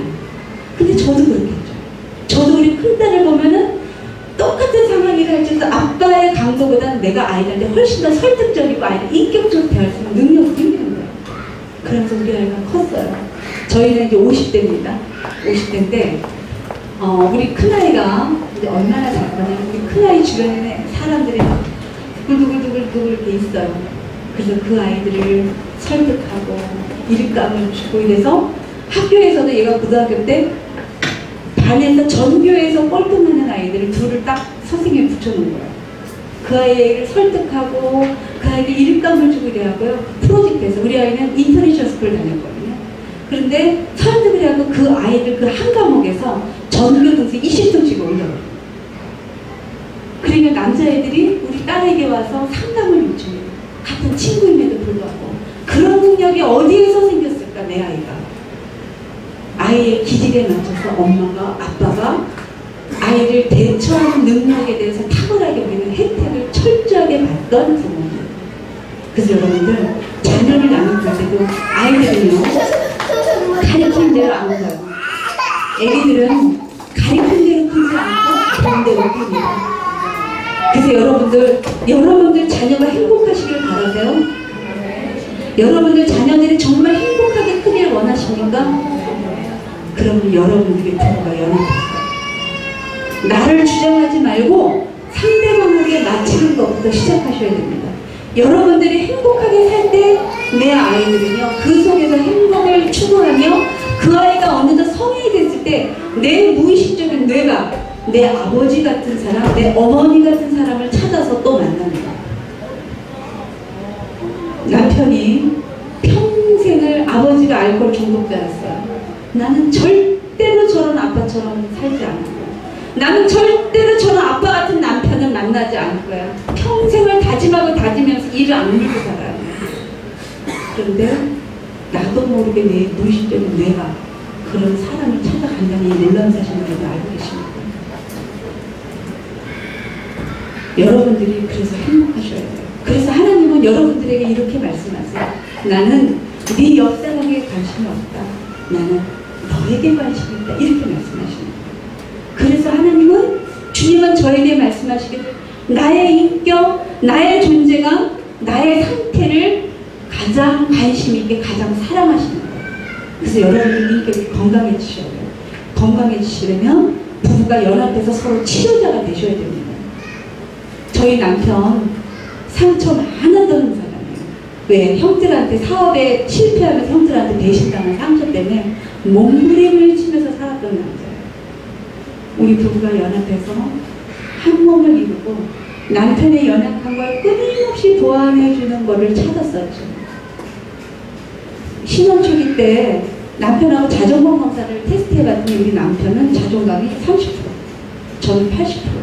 환경적인 요소가 참 중요하다고 했죠. 우리 남편은 7남매 막내예요.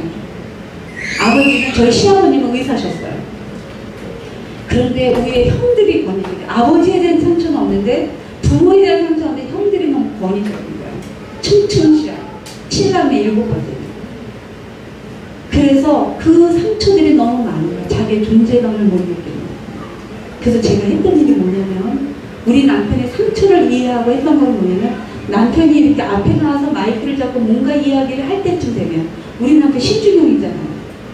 앞에 나와서 마이크 잡는 거 쉬웠을까요? 어려웠을까요? 어렵죠. 그런데 처음에 마이크를 딱 쥐어줬을 때 그래도 감사한 게 뒤에 주도가 있어서 그래도 좀 수월했던 거예요. 그러면 저는 맨 끝에 가장 잘 보이는 한 중앙의 뒤에가 서 있어요. 앉아있던 남편하고 눈만 마주치면 이거 하고 있다. 당신 최고다. 그게 저는 스타트였어요. 남편의 기살려주는 남편의 자존감을 세워주고 남편의 무너진 상한 감정을 세워주는 게 역할이 바로 제가 그게 시작이었어요. 그러니까 우리 남편하고 한순간이라도 눈을 놓칠까봐 우리 남편 눈만 보고 있어요. 화장실도 안 가고. 여러분 그렇게 하실 수 있으시겠어요? 아내들이요.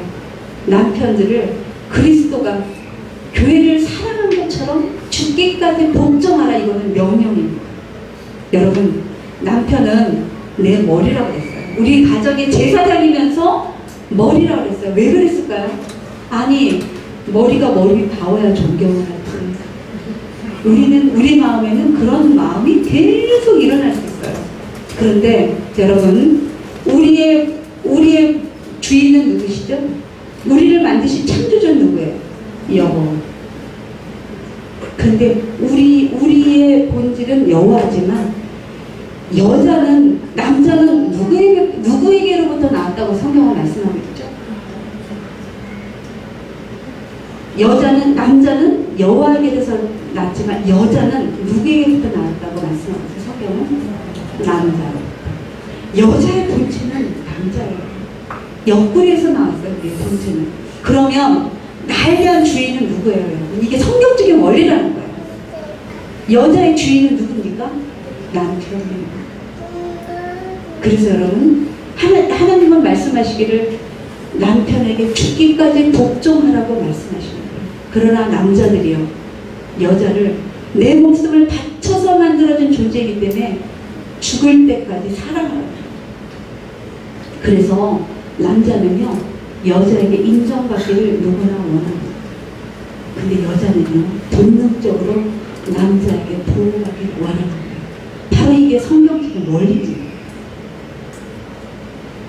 그 성경의 주석가인 헬리베트가 뭐라고 얘기했냐면, 여자를 하나님께서 다리뼈로 만들지 않으신 것은 남자가 여자를 종 부리듯이 부리지 않게 하시기 위해서 다리뼈로 만들었다. 하나님은 여자를 남자의 머리뼈 한 조각을 떼어서 만들 수 있음에도 불구하고 만들지 않은 이유가 어디에 있는가? 그것은 남자의 머리 위에 올라가서 주인 행세를 하지 않게 하기 위해서 이 머리뼈를 만들지 않으셨다. 중간에 가장 중심인 이 가운데에 갈림뼈를 취하신 것은 남자와 여자가 동등한 인격적인 관계로 서로 사랑하고 보호하며 살아가는 존재로 살라고 만드셨다. 아멘? 그래서 여러분, 남편의 권위 앞에 여러분들이 순복하면요, 그 혜택은 누구한테 올까요? 여자가 받습니다. 내가 내 남편을 살리기 위해서 늘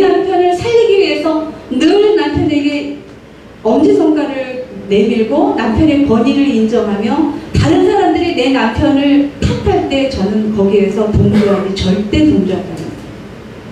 그런데 내가 믿었던 대로 내 남편이 세워지잖아요. 처음에는 우리 남편이 헷갈렸죠.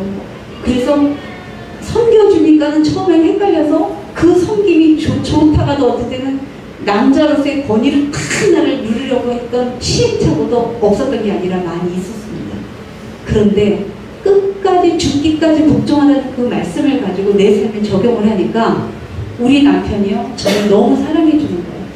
그래서 저 어디 가면은 제가 굉장히 사랑받는 여자처럼 보인다고요. 여러분 그렇게 보이십니까? 네. 어디 가서도 그래서 지금은 저희가 정말 원한 곳에서 들어요. 근데 중요한 건 여러분, 우리가 행복하니까 우리가 행복한 건 절대 끝나지 않는다. 하나님의 행복은요, 전염병처럼 끊임없이 전달된다는 힘이라는 걸 알았어요. 저는 상대적 크리스찬 집안에 딸로 태어났거든요. 태어날 때부터 교회 앞마당이 제 놀이터였고 그 안에서 저는 살았어요. 오빠도 목사, 언니도 목사. 저희는 그런 가정이에요. 우리 남편은 불교 집안의 남자를 제가 만나서 결혼했거든요. 그런데 우리가 둘이서 뜨겁게 사랑하고 너무너무 재밌게 사니까요, 처음에는 시기질투가 일어나요. 그리고 어떻게 하나, 얼마나 가나 두고 자꾸 이렇게 바라보는 시아들이 있습니다. 시댁에서. 왜? 막내니까 존재가치도 없었는데, 형들 눈에는. 형들은 너무 잘 나가는데 막내는 사업에다 막 실패하고 있거든요. 저 결혼하기 전에.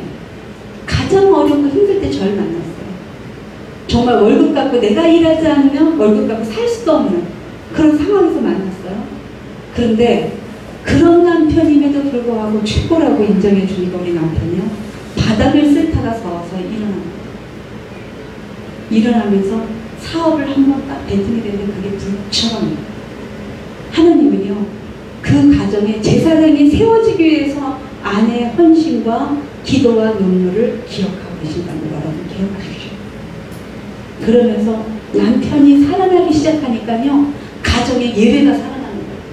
그러나 남자들이요, 영원한 가정이 절대 일어나지 않는다는 것을 명심하셔야 돼요. 왜 명심하셔야 되냐면, 여자들의 희생이 아니라 여자들의 섬김을 갖다가 예배로 받아내시는 거예요. 거룩한 예배. 그래서 그 예배의 장안에 내가 한 교회에 머리로 서 있으셔야 돼요. 머리로 서 있는 거는 인간적인 권위로 누르는 게 권위가 아니죠. 권위는 남이 세워질 때 그 권위가 살아나는 거예요. 그래서 여자를 내가 죽음을 통해서 여자가 탄생한 것처럼 여자를 사랑하셔야 돼요. 끝까지 책임지고 보호하셔야 돼요. 남자들 요즘에 비겁한 남자 너무 많아요. 저희는 수많은 가정들을 상담합니다. 저희가 임상한 가정들만 해도 3,000쌍이 넘어요. 제가 지금 대학교 박사과정에서 가족치료를 하고 있거든요. 이제 곧 끝납니다.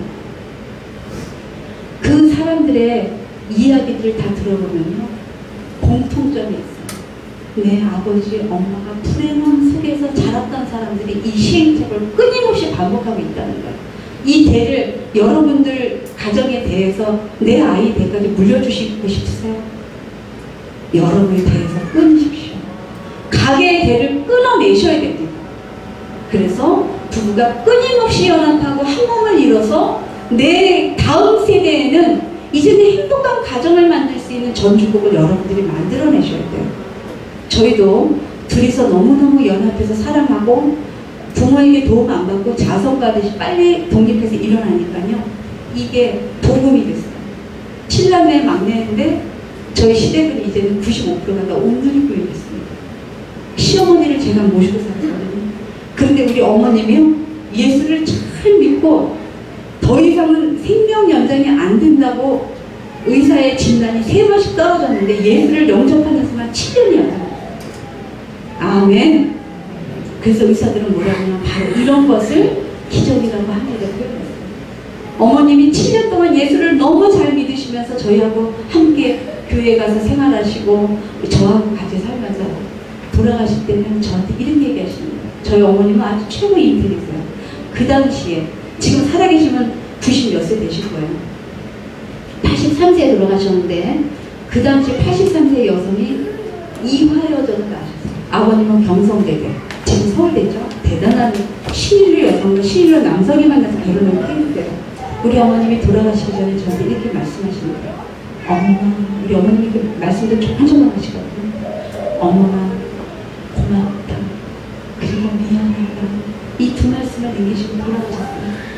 제 마음속에 어머님을 모시면서 믿지 않는 것이 시집갔기 때문에 제가 굉장히 나름대로 말 못하는 고통이 많았겠죠.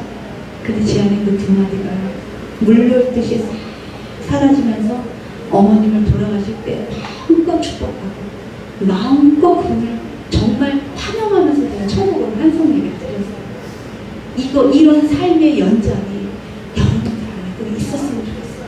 아멘. 그래서 여러분들 중요한 거는 여러분들 가정 한 가정 자매들 한 가정 안에 여러분들의 믿음의 그 씨앗이, 눈물의 씨앗이 여러분들 안에 있어야 된다는 걸 하고 싶은 거예요. 형제들 안에도 내가 남자로서 끝까지 내 가정을 책임지고 끝까지 내 여자를 책임질 수 있는 그 책임 있는 남자로서의 권위를 회복하시는 얘기를 하고 싶은 거예요. 아멘. 네, 오늘 우리 아내가 눈물을 흘립니다. 네, 참, 성령님께서 역사하셔서 여러분을 축복받은 가정인 것 같아요. 우리 서로 여기서 박수 한번 치겠습니다.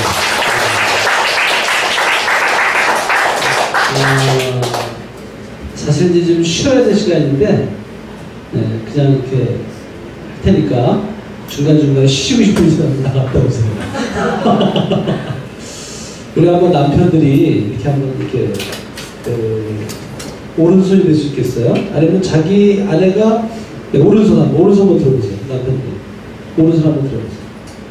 네, 오른손 딱 들어서 네, 아내를 한번 이렇게 싹 안아보세요. 이럴 때 이제 아내는 이렇게 안을 때 반대로 가지 마시고 이제 그 아내의 위치가 어디라고 했어요? 아까? 아내의 위치. 갈비뼈잖아요. 그죠? 그러니까 남편이 딱 들어가지고 이렇게 어깨를 딱 두를 때 아내는 자연스럽게 남편의 옆에 가슴으로 쫙 들어가는 거예요. 그랬을 때 가장 편안한 자세인데 한번 해보도록 하겠습니다. 자, 이렇게 딱 들어가지고 옆으로 쫙 들어가 보세요. 자, 옆으로 쫙 들어가 보세요. 자, 거기는 안 들어가고요. 쭉 들어가 보세요. 확실히 떼가 오는 게 딱 쭉이에요. 남들이 보면 부부가 아닌 줄 알고 같아요. 네. 제가 우리는 항상 토요일만 되면 이마트를 갑니다. 이마트. 그래서 이마트에 이제 갈 때 손을 딱 잡고 즐겁게 가죠. 재밌게. 그 다음에 이제 음식권을 딱 들어가는 순간 제 안에는 사경이잖아요. 그 음식권에 보면 시식코너가 있지 않습니까? 그래가지고 어머 여기 음식 있네 그러면서 콕 찍어 먹어요. 근데 신주영이 저는 딱 들어가는 순간 살 거냐 안 살 거냐 딱 판단이 끝나. 그래가지고 안 살 거면 가요 안 가요? 안 가잖아. 그거 왜 먹어 그거를 이러면서 안 가는 거죠. 우리 아이는 아이고 와 좀 와 뭐 맛있어 안 간다니까 안 산다니까 먹으려니까 먹느냐 안 간다 가냐를 막 싸우는 거예요. 자 여기서 어떻게 이제 갈등이 생기냐면 우리 아이는 음식을 먹는 것은 상대방을 배려해서 그 사람이 음식을 내놨기 때문에 먹어줘야 된다고 생각합니다. 사랑관계를 하고 있는 거니까 먹어주는 거는 내가 먹는 것도 있지만 그 상대방이 이제 내놨기 때문에 관계하기 위해서 먹어주는 거예요. 그래서 저는 어떤 가치 잡았냐면 저거 가서 먹어준다고 한다면 그거는 사야 되는 게 왜냐면 거기 원가에 계산돼 있잖아. 다 원가에 포함되어 있기 때문에 먹어줘야 되는 거야 그게. 그래서 먹으면 그 사람한테 해가 된다고 보는 거예요. 안 살 거니까. 그럼 그 사람도 미칠 거 아니야 장사에. 이렇게 생각하는 거예요. 그러니까 너무 다른 거죠 생각이. 네. 그러니까 막 저렇게 싸우는 거예요. 먹는다고 그래가지고 근데 천적대기가 그냥 기질 모를 때 그래가지고 그냥 싸워가지고 그냥 그래가지고 저 멀리 성기 걸어다니면서 문 확 닫고 그래가지고 집에 들어가면 각방을 하고 이렇게 해가지고 천적대기 싸웠단 말이에요. 기질 모를 때. 이 기질하고는 천생연분이 되니까 이제 바뀌어지는 거죠. 현재 예를 들어서 천생연분이 되고 나서 가가지고 이제 탁 갔어요. 그래가지고 이렇게 딱 우리 아내가 슬럼들을 보여줄게요. 어머 여기 음식이 있네. 그래서 딱 찍어요. 천생연분이 되고 나서는 제가 옛날 천년 때는 아이고 왜 먹어 이렇게 했는데 천생연분이 되고 나서 우리 아내가 딱 어머 여기 있네 그럴 때 제가 여기서 가는 겁니다. 가가지고 나가가지고 이거 여러분 있잖아요. 신주경이 말이에요. 여기서 안 살 건데 가가지고 이거 이렇게 딱 벌리는 게 그게 십자가예요. 내가 하기 싫은 것을 아내를 위해서 내가 하는 거예요.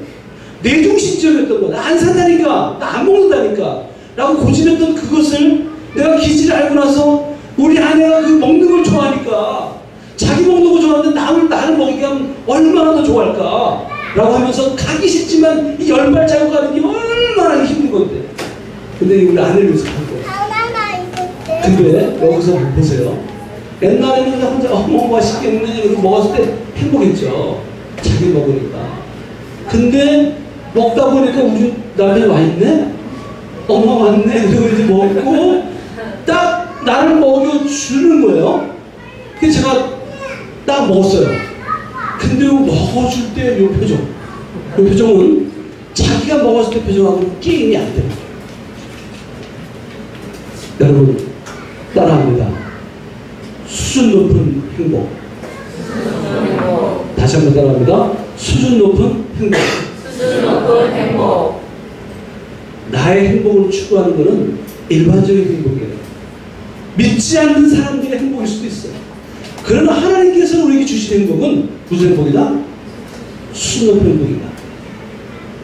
내가 그렇게 힘들 때 아내가 뒤에 앉아서 계속적으로 이렇게 해주는 것은 내가 그렇게 하는 것은 힘들지 모르겠지만 내가 남편을 위해서 상처받은 형제들한테 인정받지 못했던 요셉과 같은 그런 삶을 살았던 내 남편 내가 뒤에 앉아서 끊임없이 인정해 주겠다.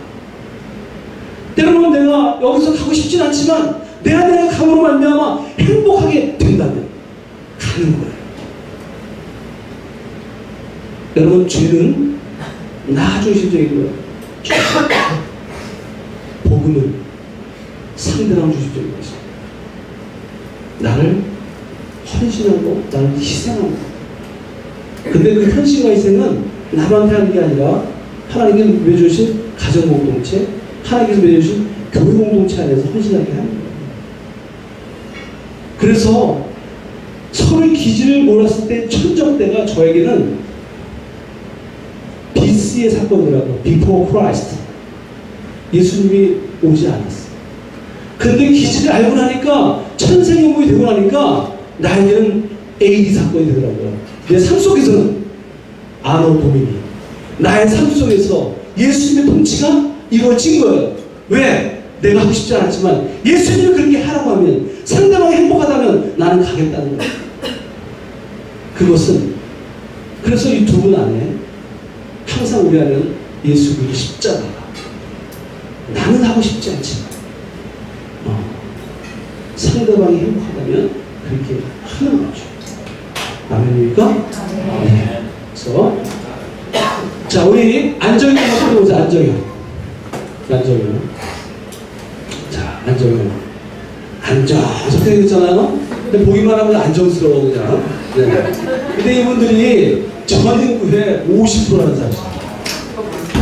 야, 참 저는 말이죠. 이거를 보면서 야 하나님은 정말 대단한 분이시다. 여러분 주도형을 50% 만들면 어떻게 돼요? 주도형. 여러분 사실은 이게 이제 우리 교회의 형태가 워크숍 형태로 되어 있으면은 제가 이제 같은 기질별로 만나서 워크숍하고 또 다른 기질 만나서 워크숍하고 있는데 우리가 이제 생각하고 있는데 자 주도형이 50% 말이죠. 배가 상승하는 거야. 사교형이 50%는 어떻게 돼? 맨날 파티만 뭐 파티를 하지 말라는 거 없지만 맨날 하면 좀 곤란하잖아요. 그죠? 안정이 50% 할렐루야. 평화주의자네요. 이 사람들은 아브라함이에요. 아브라함. 믿음의 조상 아브라함. 본토 친척 아베의 집을 떠나라. 여러분 지금 성나라 잘 살고 있는데 나름대로 이렇게 좀 아담한 아파트에서 남편이랑 무슨 살고 있는데 갑자기 하나님 말씀을 해가지고 어젯밤에 꿈에서 그냥 떠나라 그냥 떠나는데 어디 가라는 얘기도 안 해. 그럼 여러분 떠나시겠어요? 못 떠나. 하나님 저 네 눈에 가면 안 될까요? 내 눈에 가면 이거죠. 근데 아브라함은 예스. 그리고 75세에 떠나는 거예요. 그리고 100세에 이삭을 바치라고 할 때 여러분 지금 생각해보라고. 자기 아들 사랑하는 아들이 있어. 늦둥이가 있어. 근데 그거를 제물을 드리려는 거예요. 죽이려는 거잖아요? 죽일 수 있을까요? 근데 아브라함은 제단을 올렸어요. 왜? 하나님의 믿는 그 믿음이 있기 때문에 하나님께 순종하겠다는 그 믿음이 있기 때문에 그런데 스톱! 내가 너에게 믿음을 받다. 인생이 뭐라고 해요? 너의 작은 믿음만한 겨자씨만한 믿음이 이 산을 저 산을 움직일 수 있다. 그 믿음이라는 것은 바로 뭡니까? 순종이에요. 그게 아브라함. 네. 그래서 순종, 평화주의, 화평을 이 안정형을 50% 만들었다는 거야, 여러분. 이분들이 좋아하는 찬양이 있습니다. 주는 평화, 평화로다. 그 다음에 별명이 있어요. 세계 평화를 위하여. 평화주의. 그래서 이분들이 제일 좋아하는 단어는 늘, 언제나, 꾸준하게, 동일하게, 항상 이 단어를 좋아한다는 거예요. 안정형이. 그러니까 여러분들이 사람을 만나서 직장 가서라도 언제 이거 시트는지 다 봐. 그러니까 잘 모르겠으니까 10명 중에 5명은 무슨 형이에요? 안정형이죠? 그러면 여러분 만날 때마다 이렇게 얘기하는 거예요. 네. 이렇게 따라합니다. 10명 중 5명은 이 단어를 다 좋아한다는 거예요. 그래서 오늘 이후서부터 이제 공동체에서는 기질 알았으니까 이제 기질대로 이렇게 맞춰가시면 되지만 이 이후에 나가서 이제 직장들 가면은 아침 인사 이렇게 하시는 거야. 따라합니다. 나는 당신을 만나서 늘 언제나 꾸준하게 동일하게 항상 행복합니다. 적으세요. 나는 당신을 만나서 늘 언제나 꾸준하게 동일하게 항상 행복합니다. 그래서 이제 어떤 그 직장 공동체 가든 아니면 가족을 만나든 이렇게 얘기하면 좋을 거예요. 나는 어머니를 만나서 나는 늘 언제나 꾸준하게 동일하게 항상 행복합니다. 여러분 그렇게 자꾸 하다 보면요 내가 행복해지는 거예요. 그래서 다시 한번 따라합니다. 나는 당신을 만나서 늘 언제나 꾸준하게 동일하게 항상 행복합니다. 제가 어머니 학교에 가가지고 이 얘기를 했어요. 그랬더니 한 30대 후반 된 그 여자가 가보니까 내 남편이 어머니라니까 어머니가 있을 거 아니에요. 그죠? 여자들만 내 남편이 안정인 것 같은 거예요. 느낌에. 그래가지고 이제 자기가 수업 도중에 문자를 보낸 거야. 나는 당신을 만나서 늘 언제나 꾸준하게 동일하게 항상 행복합니다. 보낸 거야. 그랬더니 그 남편이 조금 있다가 문자가 왔어. 과장이 심함. 이거 문자가 온 거야. 그랬더니 자매가 기도했어요. 하나님, 이럴 때는 어떻게 문자를 보내야 됩니까? 그래서 문자를 딱 보냈는데 이렇게 보냅니다. 진실을 왜곡하지 마시오. 이거 보냈어요. 아내가. 그때 조금 있다가 남편이 문자가 딱 옵니다. 이 문자를 핸드폰에 평생 저장해 놓겠어. 이 얘기는 바로 뭐예요? 여러분, 많은 얘기를 사랑한다고 하지만 그 남편에게는 나는 당신을 만나서 늘 언제나 그저 동하게 행복하다고 했던 것은 남편에게 뭐냐면 아내가 나를 알고 있구나. 아내가 나를 이해하고 있구나. 이런 감정을 드는 거예요. 그러고 나서 이제 그런 가운데 여러분들 보세요. 나를 알고 있다, 나를 이해하고 있다라는 그런 감정을 느끼면 그 하나의 그 문장이 그분을 살리는 거예요. 네. 자, 우리 안정형 되겠습니다. 아브라함이었어요. 자, 형처적이다. 쉽게 동의한다. 충성스럽다. 남을 잘 섬긴다. 꾸준하다. 작업 수행이 안정되어 있다. 대인관계가 원만하다. 다른 사람의 의견을 잘 들어준다. 이렇게 있어요. 그래서 많은 사람하고 사귀는 것이 아니라 몇 사람과 사귀는 게 이제 안정형의 특징이죠. 자, 그 다음에 약점 볼게요. 약점 보면 급격한 변화를 꺼린다. 지나치게 관대하다. 이를 미룬다. 우유부단하다. 갈등을 대표한다. 감정을 잘 표현하지 않는다. 피동적이다. 정해진 시간에 이를 마치가 어렵다. 이 일점.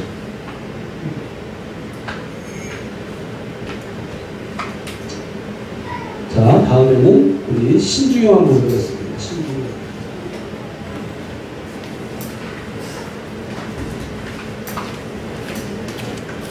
자, 신중형. 네, 신중형은 전 인구의 20%입니다. 20%. 그리고 좋아하는 차량은 저 높은 곳을 향하여. 별명은 그것이 알고 싶다. 따지는 걸 너무 좋아하는 거. 따지는 거. 자, 그래서 장점은 정리정돈을 잘한다. 유능하다. 자기운전을 잘한다. 정확하다. 철저하다. 외교적 수완이 있다. 분석적이다. 높은 기준을 가지고 있다. 그래서 신주경들이 좋아하는 단어는 철저하다, 분석적이다, 정확하다 이런 단어를 좋아하죠. 자, 약점은 지나치게 조심스럽다, 세부적인 경매인다, 일하는 방법에 융통성이 없다, 비다다임을 좋아한다, 자발성이 약하다, 의심이 많다, 비판에 예민하게 반응한다, 비관적이다 이렇게 되어 있어요.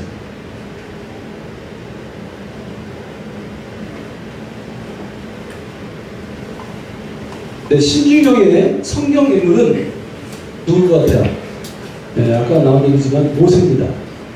네. 정확하고 꼼꼼하고 분석적인 게 모세예요. 그래서 여러분 앞으로 성경 읽을 때 모세오경, 그죠? 창세기, 출애굽기, 레위기, 민수기, 신명기 요걸 읽을 때 발견할 게 있어요. 특히 출애굽기에서 숫자가 많아요. 숫자. 네. 그래서 하나님께서 성막을 짓게 하신 거예요. 수에 대해서 민감하기 때문에 모세가. 그래서 성막을 짓게 했고 넓이, 깊이, 높이 이런 얘기를 해가면서 하나님께서 성막을 짓게 한 이유가 바로 모세가 정확한 사람이기 때문이었어요. 그리고 확실히 높은 사람. 그래서 모세. 아까 우리 아내가 얘기한 것처럼 여러분의 하나님께서 기질되어 쓴다는 걸 기억하시면 되겠습니다. 제가 옛날에 요 자가 말이죠. 장자 어디 있었어요? 장자. 여기서 정자로 바꾼 거거든요. 그래서 제가 이제 우리 아내가 열심히 강의하고 나서 근데 끝나고 이제 했더니 우리 주배우 같은 경우는 강의 끝나고 그러면 목사님 수고했어요. 그래서 그냥 가버려요. 상대가 이거 듣지 않고 가버려 그냥. 근데 사교육만 와가지고 우리 목사님 너무 수고했어요. 그러면 30% 깎아야 돼. 좀 했다는 거고 좀 수고했다는 얘기구나. 이제 해야 돼. 막 오버하니까. 그러니까 안정이면 멀리 서가지고 그냥 이러고 가버려. 멀리 서가지고 그렇다고 해서 나를 싫어한다고 생각하시면 안 돼요. 나중에 안정이시구나 저분이 이렇게 생각하셔야 돼. 근데 신주경 말이죠. 딱 끝나고 와가지고 목사님 아까만 해도 강의하실 때 말이죠. 요거 저거 정자인데 말이죠. 장자로 있었거든요. 이렇게 얘기하는 거예요. 신주경은 잘못된 걸 제가 딱 보여. 이 말을 제가 딱 사교형은 안 보여. 어디가 잘못됐다는 거야 지금. 안정형은 잘못되거나 말거나 이게 아니야. 근데 신주경은 여기 딱 앉아있는 거야. 야 이거 뭐지 이거? 불편한 거야. 계속 강의 들으면서도 저 장자가 보여가지고 너무너무 불편해가지고 목사님 말이 안 들려.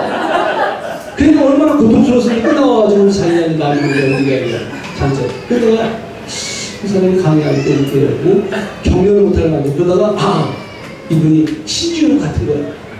그래서 제가 집사님 무슨 형이시죠? 딱 그랬더니 오형인데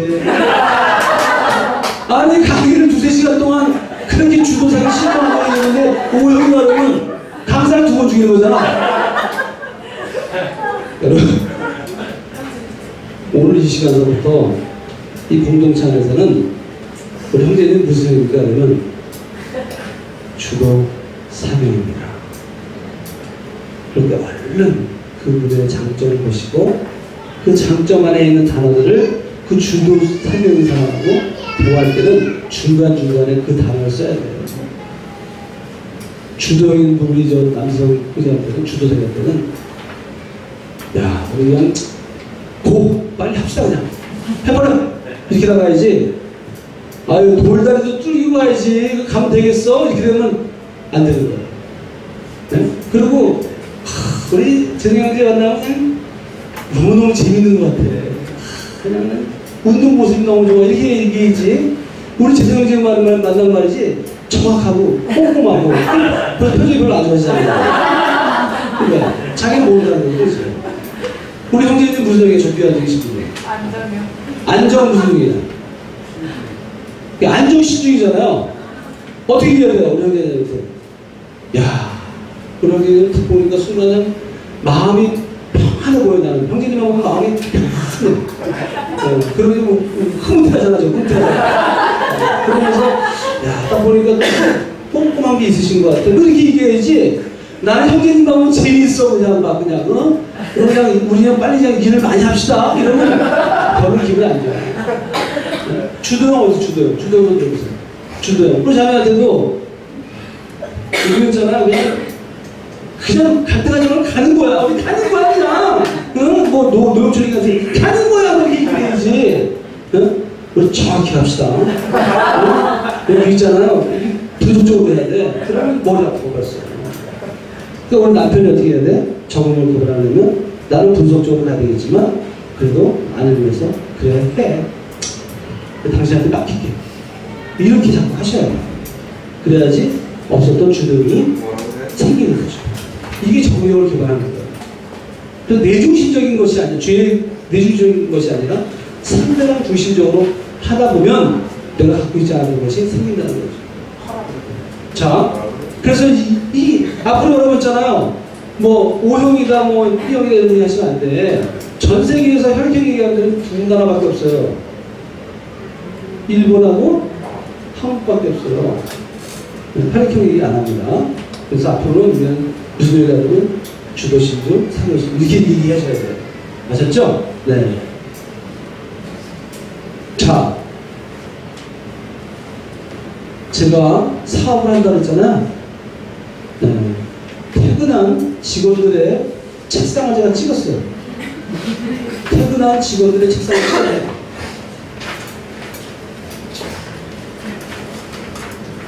요거 무슨 등입니까, 이거? 네, 학습효과 나오네. 아, 시주. 제 비서입니다. 시중하죠. 비서는 안정신중이나 신중안정형을 써야 돼요. 스케줄 관리도 철저하게 해야죠. 그리고 꼼꼼하고, 그리고 굉장히 사람한테 안정감을 줍니다. 네, 사교형도 좋아하지만 스케줄 다 바꿔납니다. 네, 만나는 것만 담겨 있는데 스케줄이 일정이 좀 잘 안 돼요. 시간을 좀 이게 안 돼요. 그래서 네, 안정 신중 정도, 신중 안정으로 비서를 해야 돼요. 여러분 나중에 사고를 반드시 생기죠. 이게 네, 신중형이에요. 이분 앞에 만나면 제가 저기가 사장인데 우리 김대리, 김대리한테 뭐라고 얘기해야 돼? 만나면 아침마다 어떻게 칭찬해 줘야 돼요? 김대리. 야, 나는 김대리 볼 때마다 김대리 그 깔끔함이 나는 너무너무 좋아. 응? 그냥 정말 정확하게 얘기하는 게 너무너무 좋아. 이렇게 얘기해야 돼. 그래야지 이 김대리는 이 공동체에서 아, 사장님이 나를 알고 있구나. 나를 알아주고 있구나. 그래서 이 공동체의 정체성을 느끼는 거야. 그래서 안 나가. 잘라야 되는데도 안 나가. 응? 만약에 예를 들어서 회사 문제가 있으면 잘라야 되는데 경제적으로 문제가 있으면 자를 때 안 나가고 버틴단 말이에요. 그래서 열심히 한다고. 왜? 이 회사가 나를 인정하고 있는데 어떻게 나가요? 그런 경험도 있었어요. 그래서 만나면 우리 김대리 꼼꼼해지면 완벽해지면 정확한 우리 김대리 너무너무 사랑스러워. 이렇게 얘기해야 돼, 이 사람한테는.